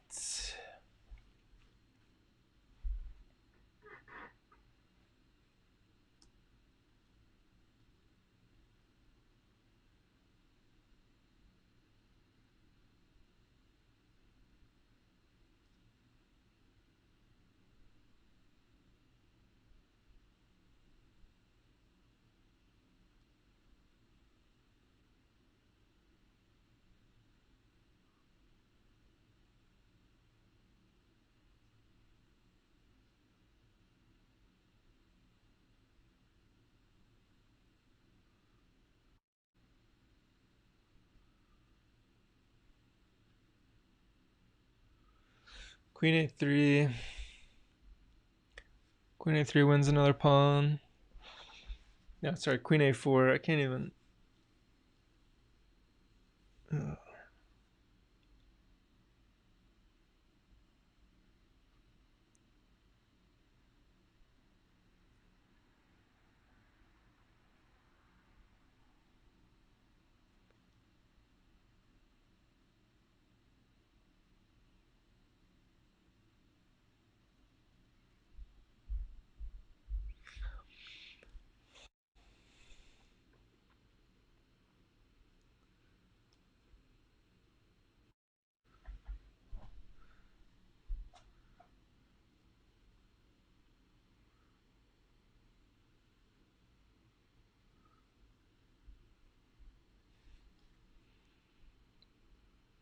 So clearly this is not the way to do Bitscan reverse. So we need the index of the most significant 1-bit. Why can't I just, even though it's more expensive, why can't I just scan and then take the last 1-bit I find, doing a regular forward scan?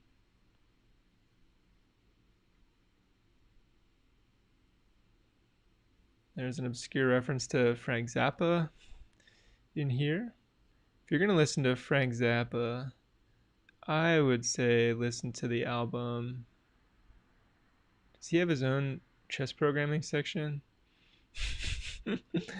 I would say listen to We're Only in It for the Money. Or Weasels Ripped My Flesh, but We're Only in It for the Money is a very funny Frank Zappa album and also really, really good one. So there you go. Meanwhile, Hemant continues to exert dominance. So in this position, I'm getting checkmated pretty quickly because I need to do something about queen a3 check.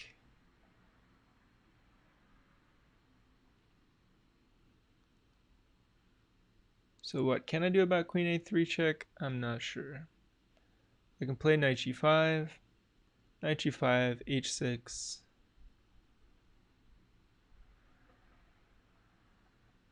Nothing works. Knight g5, h6, knight e6, knight takes e6. So I just lose the knight.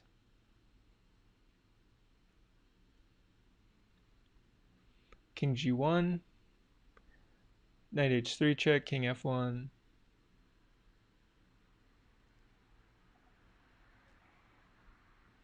Can I run away that way?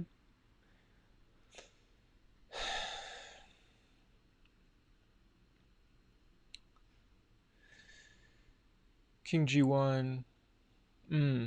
Can't. King g1, queen h3. Checkmate on the next move. So unless I'm missing something, this is mate in 3 for Hemant. Unless I give up a rook for the knight with that bad attempt at knight g5. Knight g5.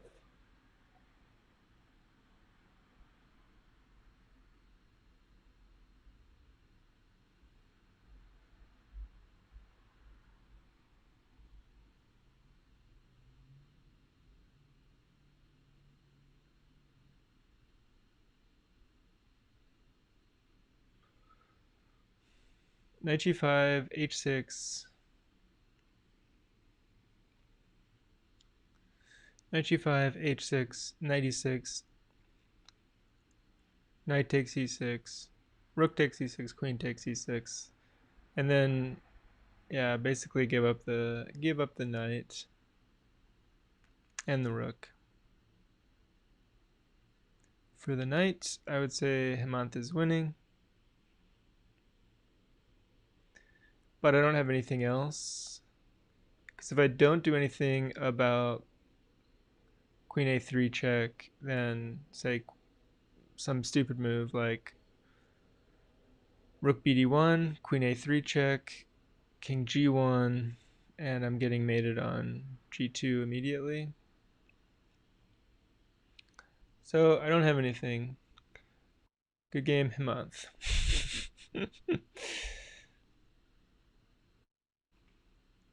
So we're going to play it out where I lose a rook. Actually, here I have one trick left. It's not even a trick.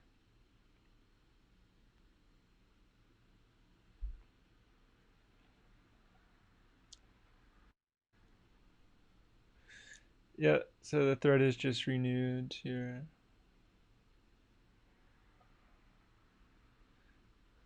Good game. Let's look at where I messed up. I guess I messed up when I lost that pawn.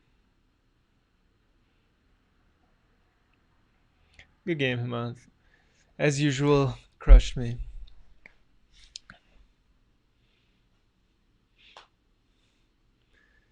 So I blundered. I had two really bad moves. Yeah, this is, as Hemant correctly pointed out, this was a really bad move on my part. And he was able to stack the exchange and get a really strong advantage here. And my big blunder was capturing what looks like a hanging rook, but in fact it's a blunder because of the queen trap by playing bishop c6. Well spotted by my opponent, and then I continued not to be able to make any progress past this position, which is totally lost. So good game, Hemant. All right.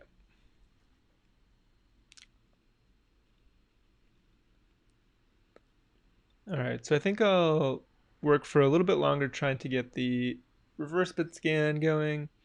My feeling here was that if I don't worry about efficiency and just stopping, um,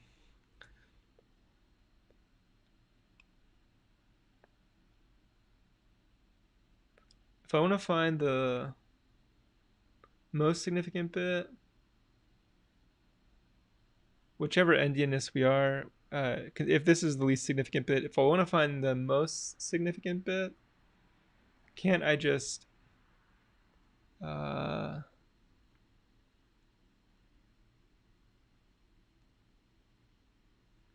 say not while it's 0, but just scan the whole thing?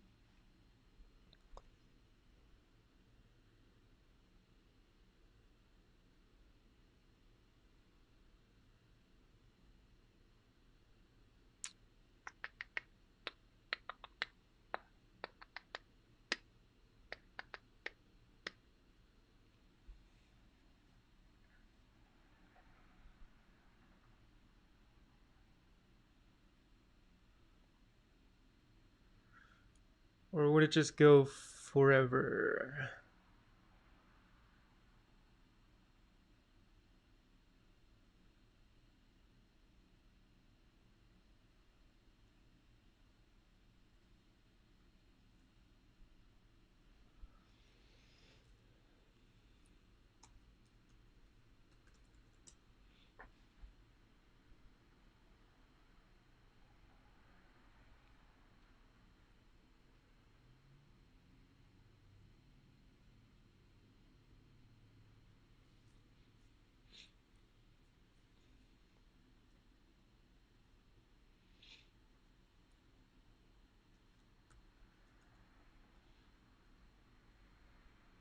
Also, is this machine dependent, or what am I missing here?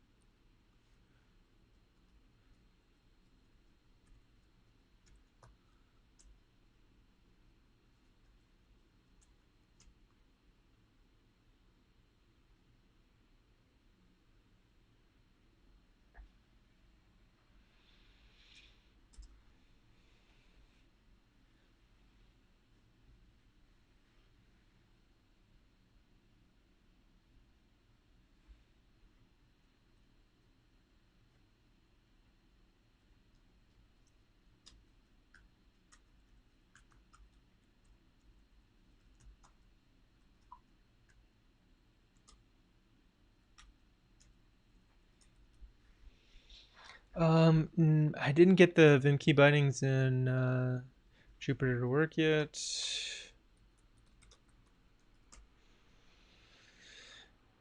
It looks like maybe we need a plugin for this.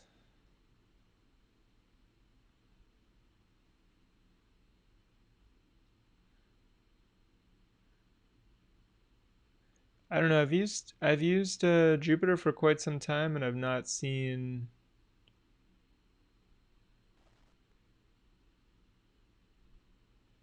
Looks like Jupyter Lab has it maybe. So if I were to download Jupyter Lab, maybe I would get it working.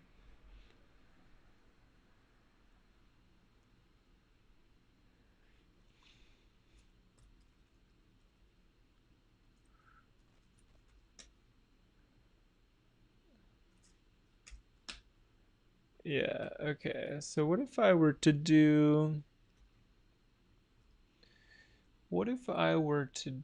the following? Where's my scan?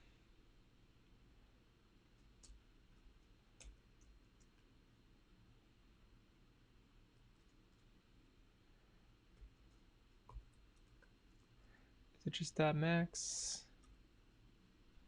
It is.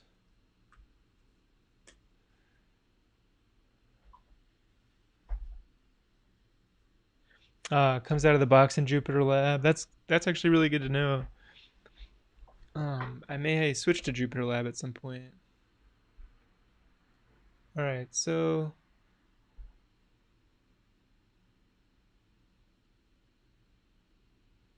here we could do while right shift is. Could I do while left shift is less than? Apologies for my lack of uh, binary hacking skills. I plus equals 1, print I. Sorry, what am I saying here?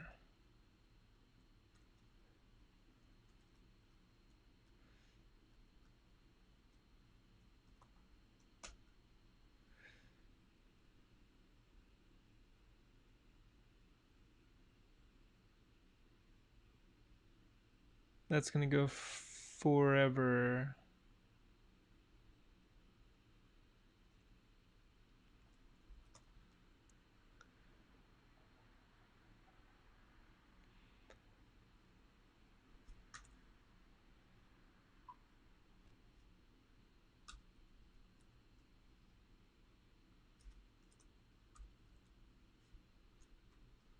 You like Jupyter Lab better than regular Jupyter Notebook? I haven't used Jupyter Lab before.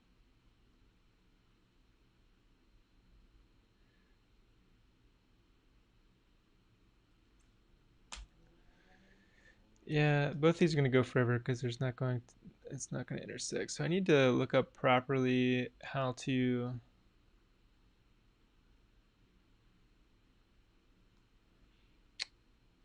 find the most significant bit.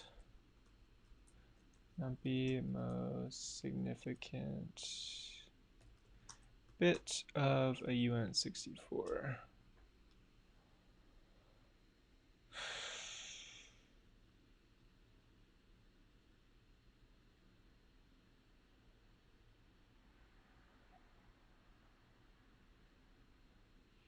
I could do string operations. That's never going to scale to even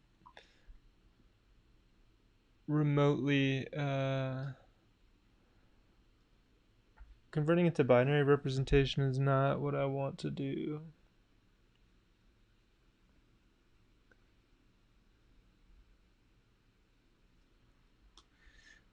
Running low on energy this evening. All right, so what else can we do here? I could just look at this reverse Bitscan algorithm. Nice. I'll have to give that a shot sometime. I've seen these. I've seen Jupyter Lab from the website. It looks really nice. More of a full-fledged IDE, I guess.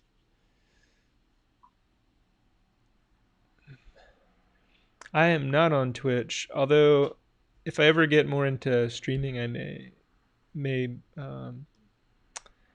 stream on Twitch as well. Eugene Nalimov says param bitboard or BB is the bitboard to scan. Return the index 0 to 63 of the most significant 1 bit.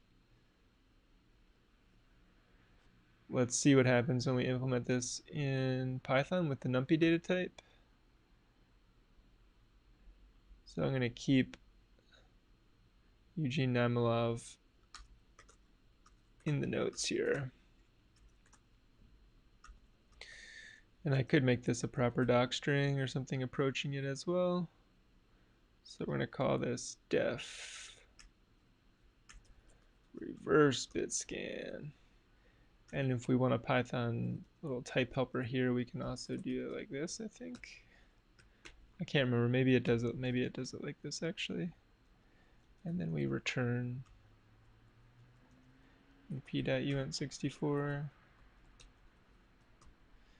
Let's see if that's the way it does it.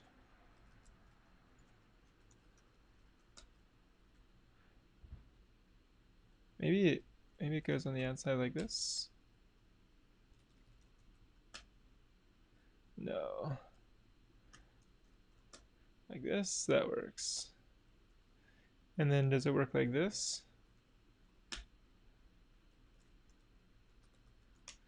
It does. All right, so we do this. I like the type hints, especially since it looks like it could use native Python hints and it can't.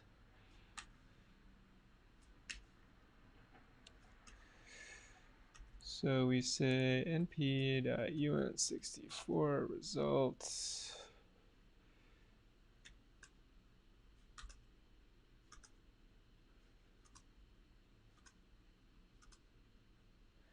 Thing that I really don't like about Python is meaningful white space. I get that it's supposed to be aesthetically beautiful, and maybe it was for a while, but at the end of the day, we all like curly brace languages, don't we?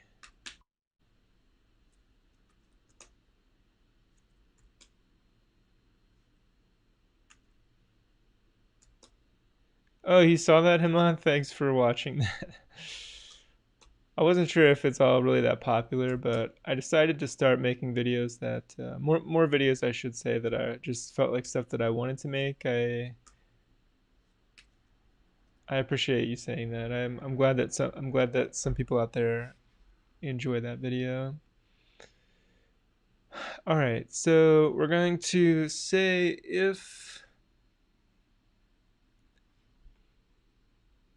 if the bitboard is greater than 256 or whatever the max value, 255, then right shift equals 32 and the result is 32. And we have to look up this most significant 1-bit table with our bitboard. What is this table? Anyway, then if the bitboard is greater than, what's this? Is this 128? No, 65535, and this is obviously not 256. What am I saying? This is like the max uint64 value. Not even. I need to figure this out.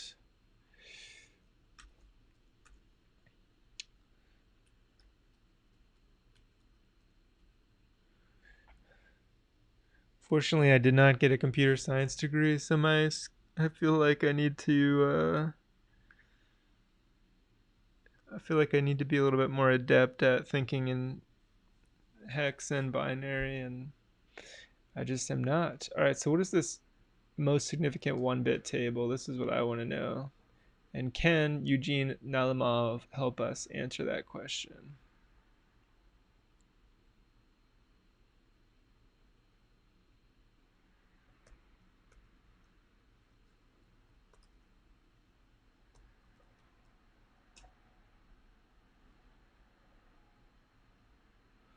By the way, this is in Crafty, right? This guy has the same question. I guess I could find myself, but I choose the lazy way. How does the most significant 1-bit table array look in Eugene Nalimov's Bitscan reverse?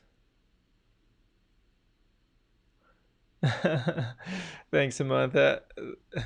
That's all that matters to me, is that somebody out there likes it.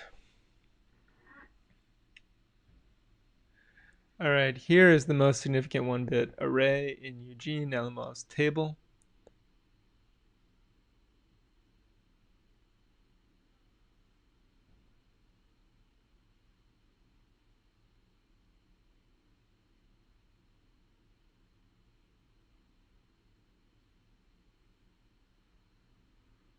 Make sure Bitboard is not 0 before calling the function. That's a good call. Like I said, I don't think we'll run into that situation as long as it's a valid chess position, which has at minimum 2 kings on the board. But it's a good check.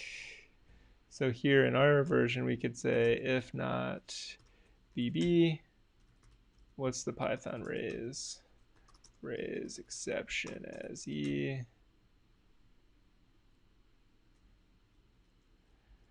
Can't scan an empty bitboard.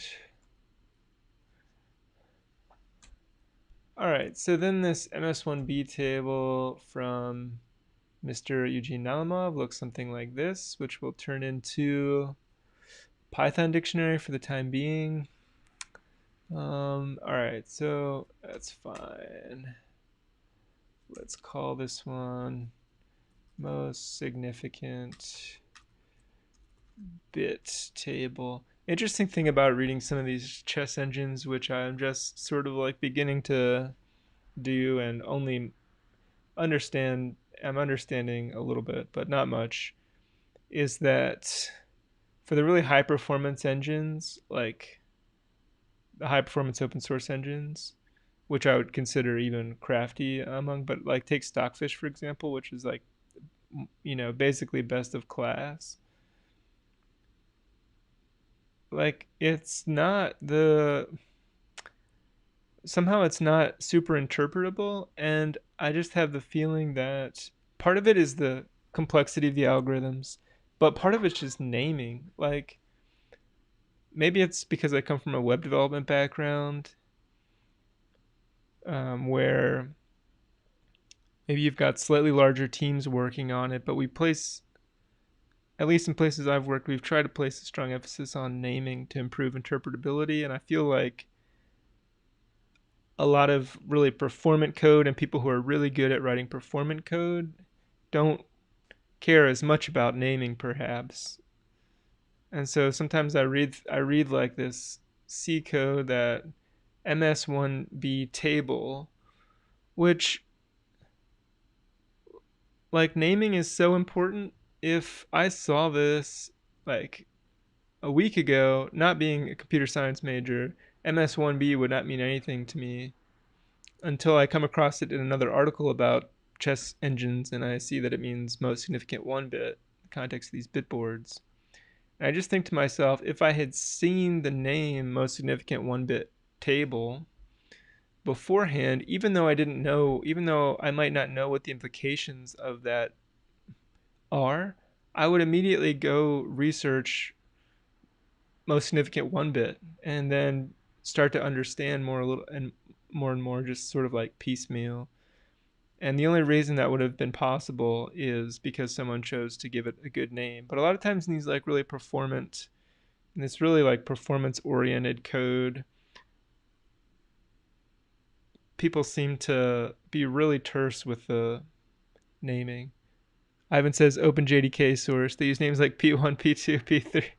I know, right? Like, I'm sure it makes sense to the team that works on it because they see that code every day, or they don't even need to see it. They just know how it works. But yeah, it ends up looking like minified JavaScript to me. Like, it looks like bundled, transpiled code. The other thing I recognize is that a lot of these algorithms were written for machines that have much less memory, and being terse with the source code at a certain point may just be sort of baked into the habits of the programmers who program for performance. But yeah, up here in the clouds, writing Python on a computer that has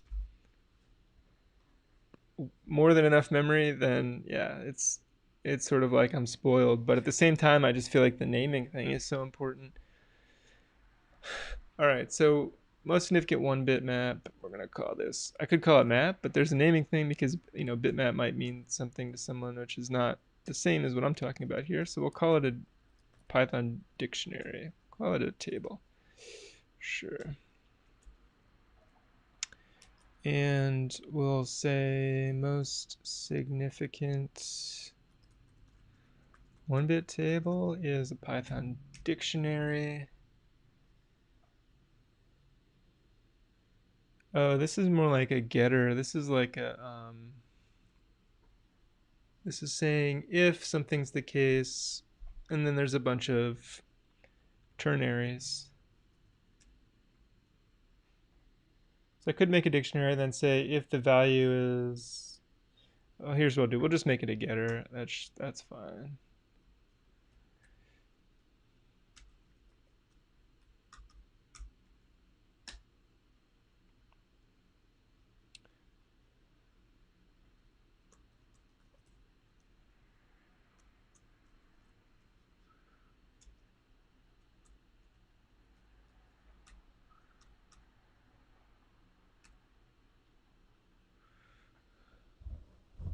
All right, so what is this actually saying here then? So these are ternaries. And what are we looking up actually? I kind of lost the thread here a little bit. Sorry about that. Where are we? Here we go. Most significant one-bit table.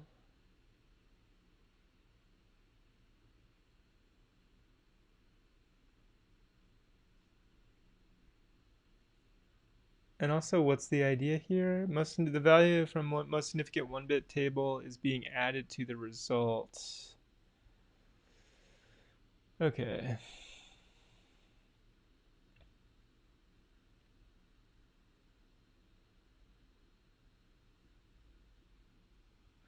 All right, so we'll come back to this.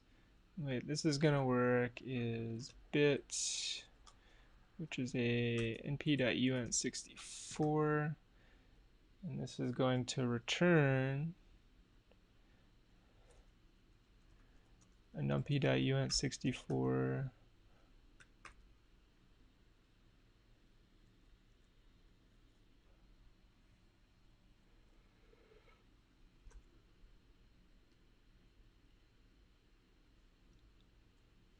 we don't need to build the dictionary. We are building the dictionary. So what we'll say is if bit is greater than 127, return 7. If bit is greater than 63, return 6. If bit is greater than 31, return 5. And I am going to use Vim for this because I realize I need to type numpy uint64 for all of this. Return 4 if bit is less than 7. Return 3 if bit is less than 1. Or I keep saying less than, that's how tired I am. Greater than 1, return 1. return 0 here. Copy this. Going to pb, paste this into temp, and move temp to temp.py just for the syntax highlighting, and then temp.py. And then what do we need to do here is say np.uint 64 constructor.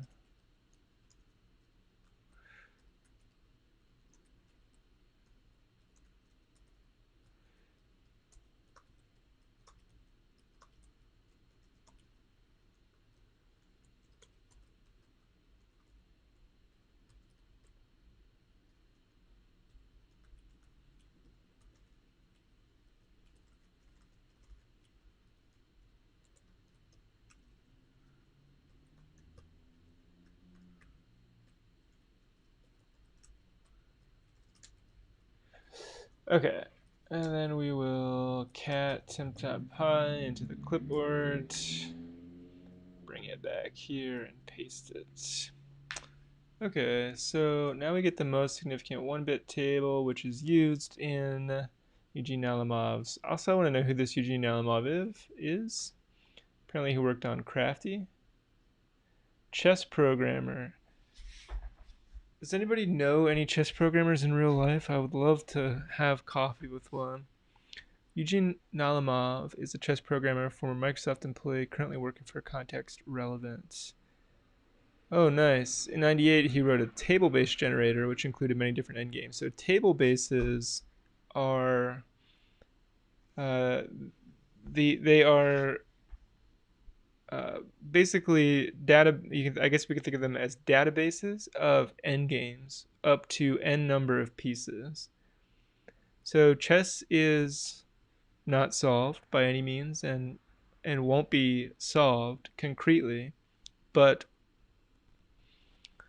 like super likely won't be solved concretely, but it is solved for up to like 6 pieces or something like that on the board.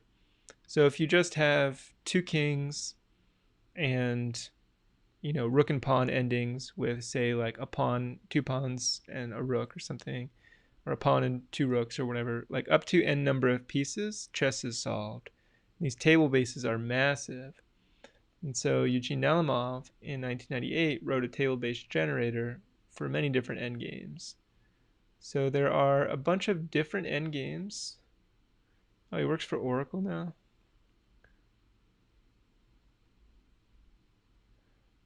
All right, so Eugene Nalimov, if you're watching, I'm connecting with you because you helped me do a reverse Bitscan.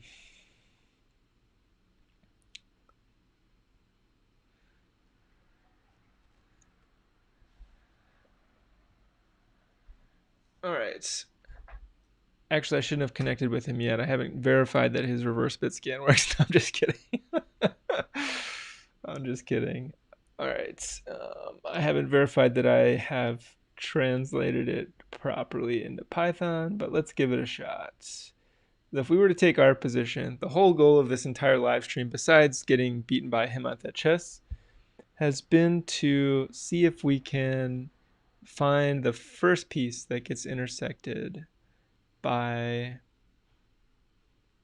a rook on, in this case, b4, when the other pieces on the board are at b7 and b8. So the goal is that we have some method which returns us b7, so that we have north ray attacks for sliding pieces that go north, so rooks and queens. And we can get the least significant bit by bit scanning. Well, doesn't that just get it for us? So wait, why did I do the... Oh, because I want just strictly this one, but doesn't that get it for us? I'm so confused at this point. Let's see what happens when we reverse bit scan our bitboard.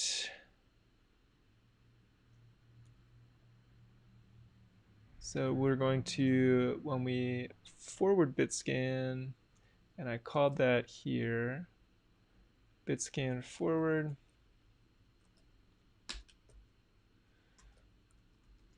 We'll put it here just so that we can get it started. And I'm going to credit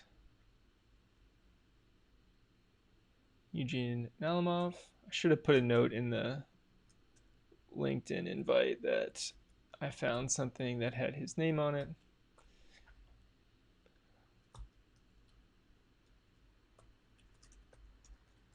And we'll add the name to the dictionary. Okay. Also, I don't know what the semicolon is doing here. But like I said, we all like curly braces and semicolons. We're using Python here for the fact that it's easy to write, easy to read, and good enough for what we need to do to learn how to make a chess engine. Well, that remains to be seen. What is this?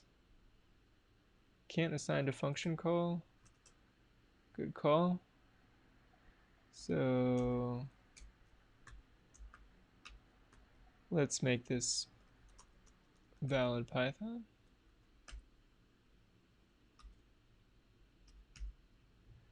All right, so we got that. Come back here. Oh yeah, by the way, I'm using PyCharm in this stream instead of straight Vim. So if not Bitboard, we have our sanity check in here to make sure that the Bitboard actually exists before we try to scan off into oblivion. And we'll just raise an exception. Churn. Let's just blow up here. I don't care. How do we... Is this a valid constructor?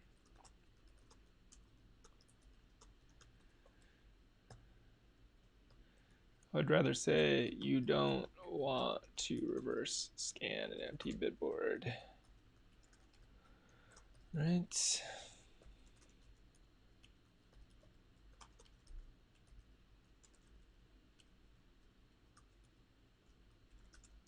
And then result probably isn't defined. Sorry, result is np.unt64. 0. And then bb is bitboard. All about that naming. I want to be the most readable chess engine so that maybe other people who make chess engines and copy all of my mistakes at least know what mistakes they're copying. All right, so bitboard, we don't need the parens. Don't need the parens, don't need the parens. If bitboard is greater than a very large number, right shift equals it by 32, set result equal to 32. Is this font Monaco? Relative numbers is a game changer. Set relative number and see the magic of using it. I can tell you a funny story about relative number and why I turned it off. All right, so yeah, so my Vim by default currently uses regular line numbers because clearly I get the point of relative numbers. So I can go to whatever line we want to go to, colon line number, or type that number, whatever, type the relative number in my head, up a number. But basically, I just move to lines using the colon, and I use the left and right curly braces to jump between white space for quick scrolling. So that's my default mode of file navigation in Vim, besides GGG and that sort of thing. So those gross movements. With relative line number, I also felt that it was a game changer when I first turned it on. Set relative number, or whatever it is. All right, so now we have relative line numbers on. And I am using surround in Vim, yes. I like the mnemonics where you can do like YSIW colon or whatever, YSIW. Yeah. Uh, so like if I wanted to, with surround, you can do stuff like this and surround it with quotes using the key bindings YSIW. And I read that as you surround it with. So you could do you surround it with anything else as well. You surround it with square brackets, whatever. All right. So with the relative line number thing, I was once in a job interview, and we were pair programming on a shared screen. This was long before the work from home stuff, but it was a few years ago. And we were pair programming. I was driving, and the person that was interviewing me was saying like what to do, what to code, and everything, and I was driving. So he wasn't familiar with relative line numbers, and that's totally normal because most people don't turn on relative line numbers. And he was like, all right, can you go down to, and I'm sitting here moving around, and he's like, all right, can you go to line 6? Oh wait, line 5. Wait. And and I felt so bad, and I was also really nervous because I was the one being interviewed. um, and so then I was like, uh, relative line numbers are a novelty for me. So I don't like relative line numbers, and I've turned them off ever since. You can turn them both on and use up all of the space on the left side of the screen if you really want to, but that was my funny story about relative line numbers. All right, so let's see if we can do this. Result 1 plus the most significant 1-bit table. And this is a getter now for the bitboard.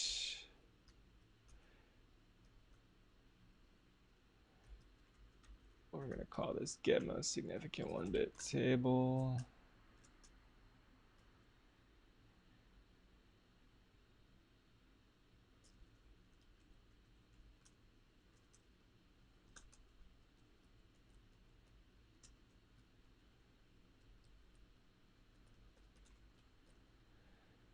Get most, I'm just going to call this one lookup most significant 1-bit.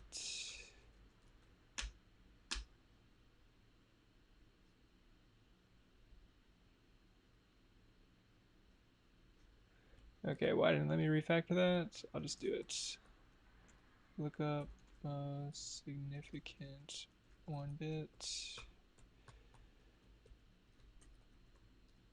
Lookup most significant 1-bit. Okay, clean things up a little bit here. All right, I really don't care what it's saying about that. Bit is all this. All right.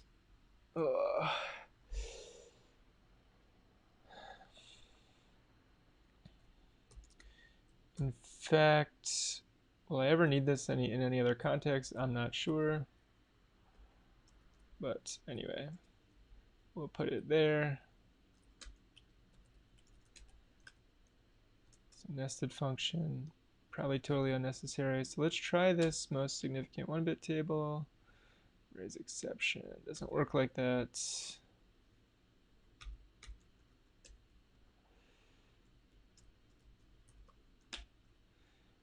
Okay, so what happens if we reverse Bitscan our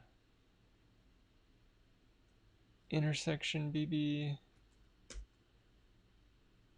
Func right shift is not supported for the input types. This is normally what happens when you don't specify numpy.un64 everywhere, and I think I aliased that as u. If I didn't, I will.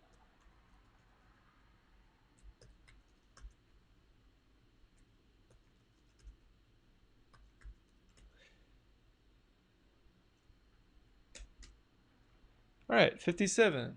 After all of that, it gives us That's awesome. All right, so there we go. And we can only hope that B8 is 57, right? We can check that in the constants really quickly, but that sounds about right. B8 is 57. I couldn't be happier. So now we have a way to get least significant bit and most significant bit from our unsigned 64-bit numpy integer, thanks in no small part to Eugene Nalimov and his algorithm and table lookup for a reverse bit scan. So if nothing else, we've been successful in implementing a small piece of the puzzle of ray attacks using bitboards, and my appreciation goes out to Nalimov for that one.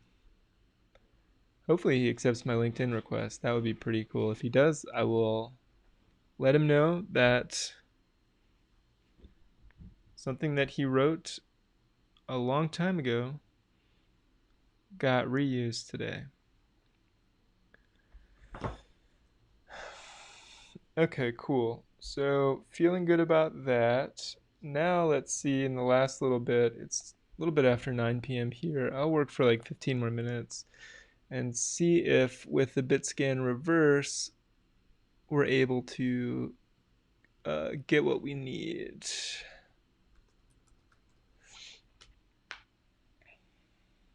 For negative ray attacks. Okay, so for positive ray attacks, the way that this works is we have the occupied squares, we AND that with the ray in the positive direction. That gets us every piece.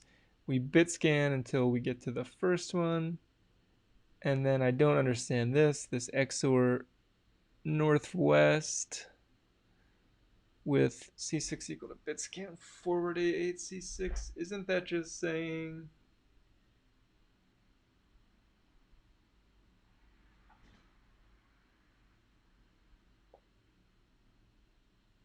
Also, how is that an XOR of A8 C6 and northwest? Wouldn't that just be B7 plus all of this other, plus all the other stuff that's not? Let's see.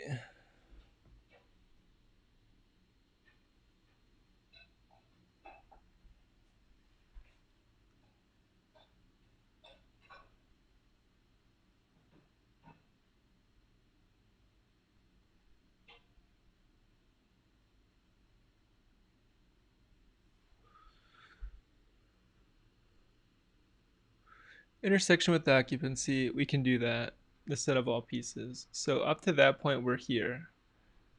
We're doing AND with so the occupied squares are B7 to B8. The attack on an otherwise empty board is B4 to B8. The AND of that still gets us those pieces. I can make this more explicit by putting a space between them or something, but this is fine. I'm going to bookmark this, delete this, delete this. The first blocker, if any, is the least significant bit of the intersection. We've done that. So that is this. That's 49. That's B7. So what next?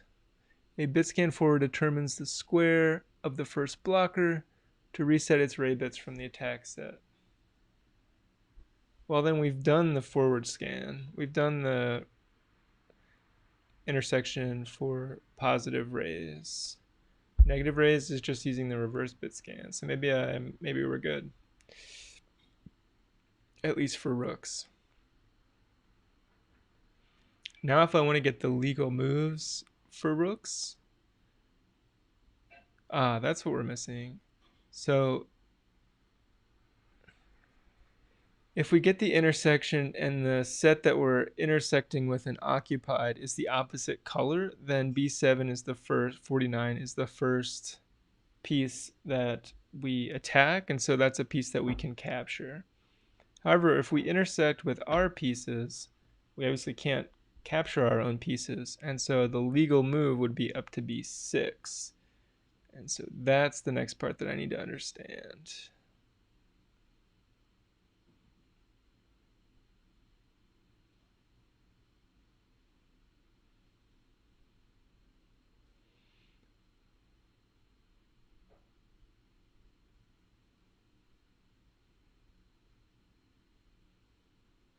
This is all piece attacks. All right, so let's just think about how we would do. All right, well, first, negative attacks is easy enough to do at this point, so I'm going to actually implement that. So let's imagine that piece intersection with the rook, north. Now we'll do the same for the south, just to make this easier to read. We'll do that. So we can do this, do this.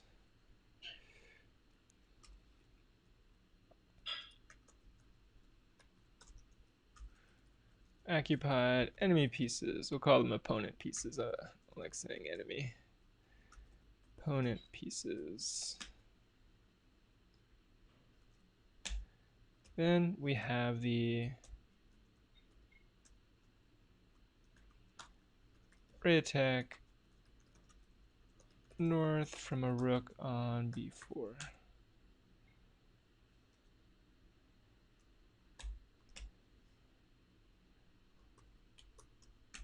Then we intersect the attack bitboard with the occupied bitboard. Then we Bitscan forward to get the least significant 1 bit.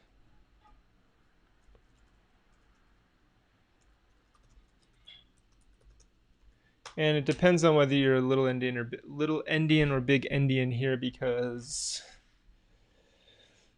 yeah, if it's the other way around, then you are basically doing a reverse bit scan.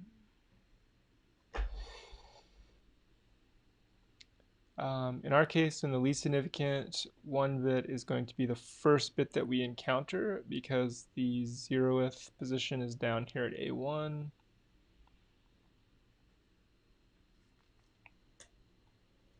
I guess it's not so much about the index or the position, but about which is the most significant bit. All right, so it's explicitly about whether the most significant bit is at the beginning or the end.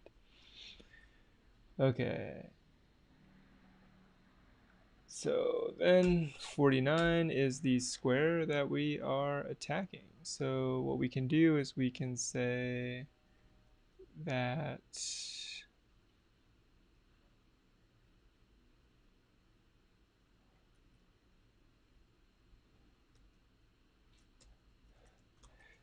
after scanning, we see that 49b7 is the square attacked by the rook along its north slide.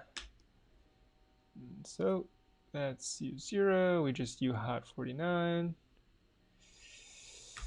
And we call this one attacked square.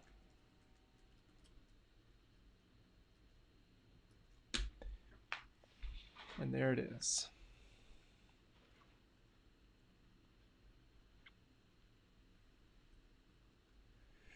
So in summary, we get occupied squares.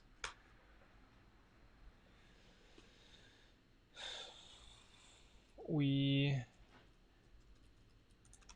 intersect, just call it bitwise and. We bitwise and with ray attack on otherwise empty board. And we bit scan to get the least significant 1 bit of the intersection. This is the attacked square. Sorry if that seems, after staring at it for this long and then saying it out loud, it seems obvious, but maybe I'm just sleepy. Okay, so now we want to actually,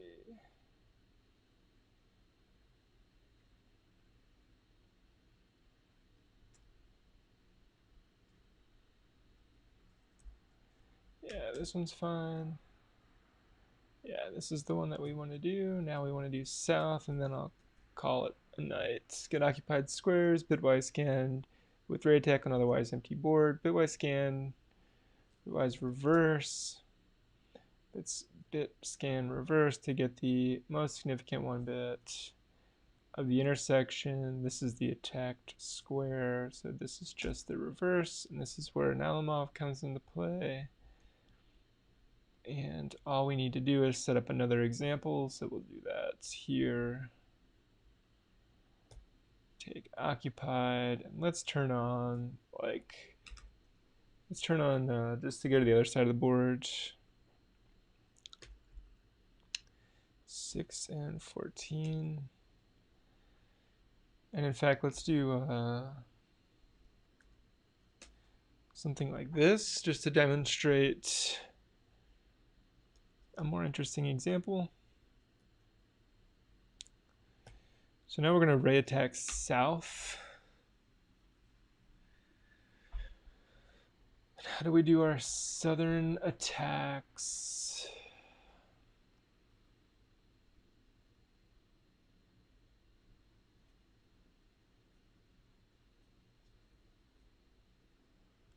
So for iron range, 064 minus 8 from square G, let's do square G8.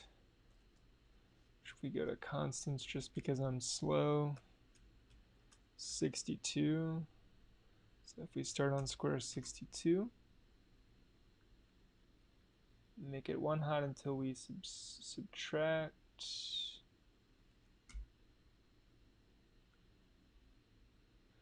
Hopefully this works. That works. Alright, so that's our new attack bitboard. Now if we want to intersect those, we just intersect again. Okay, that looks good. And now we bitscan reverse to get the most significant bit. So we want G3 in this case.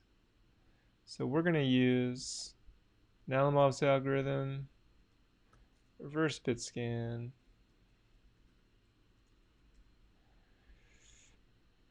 and we need to bitscan the intersection. And then this is the attacked bitboard is equal to this. We should be able to print that. So now let's return us the UNT64. It does. Wrong. What did I do wrong?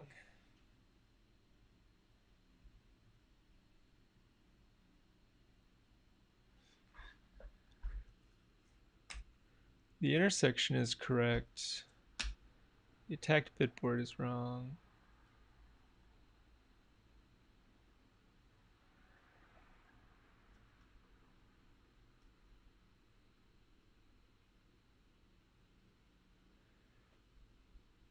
Oh, no. I got it. My bad. It's correct. This is the number. So reverse bitscan returns us the number. And so what I need to do is do the following. Pprint attacked. I just need to pprint np dot ru 0 or equals attacked bitboard.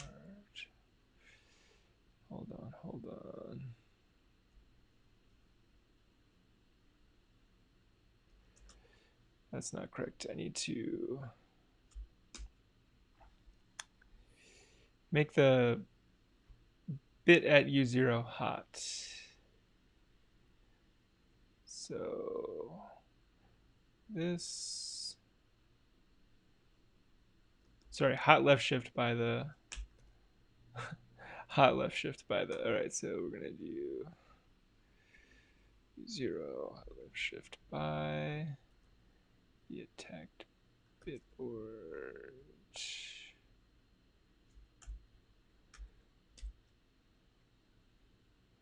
Not assigned to function call.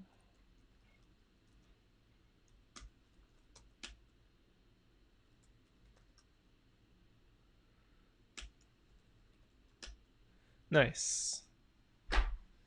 Okay. That was too much chess programming. But progress. We have a way to get attacked pieces using bitboards only, no looping. Everything should be constant time. By the way, it doesn't even matter too much because we're going to set up these bitboards for every square on the board when the game starts. So, not that big of a deal. But progress. Thank you all for watching. If there is anyone watching,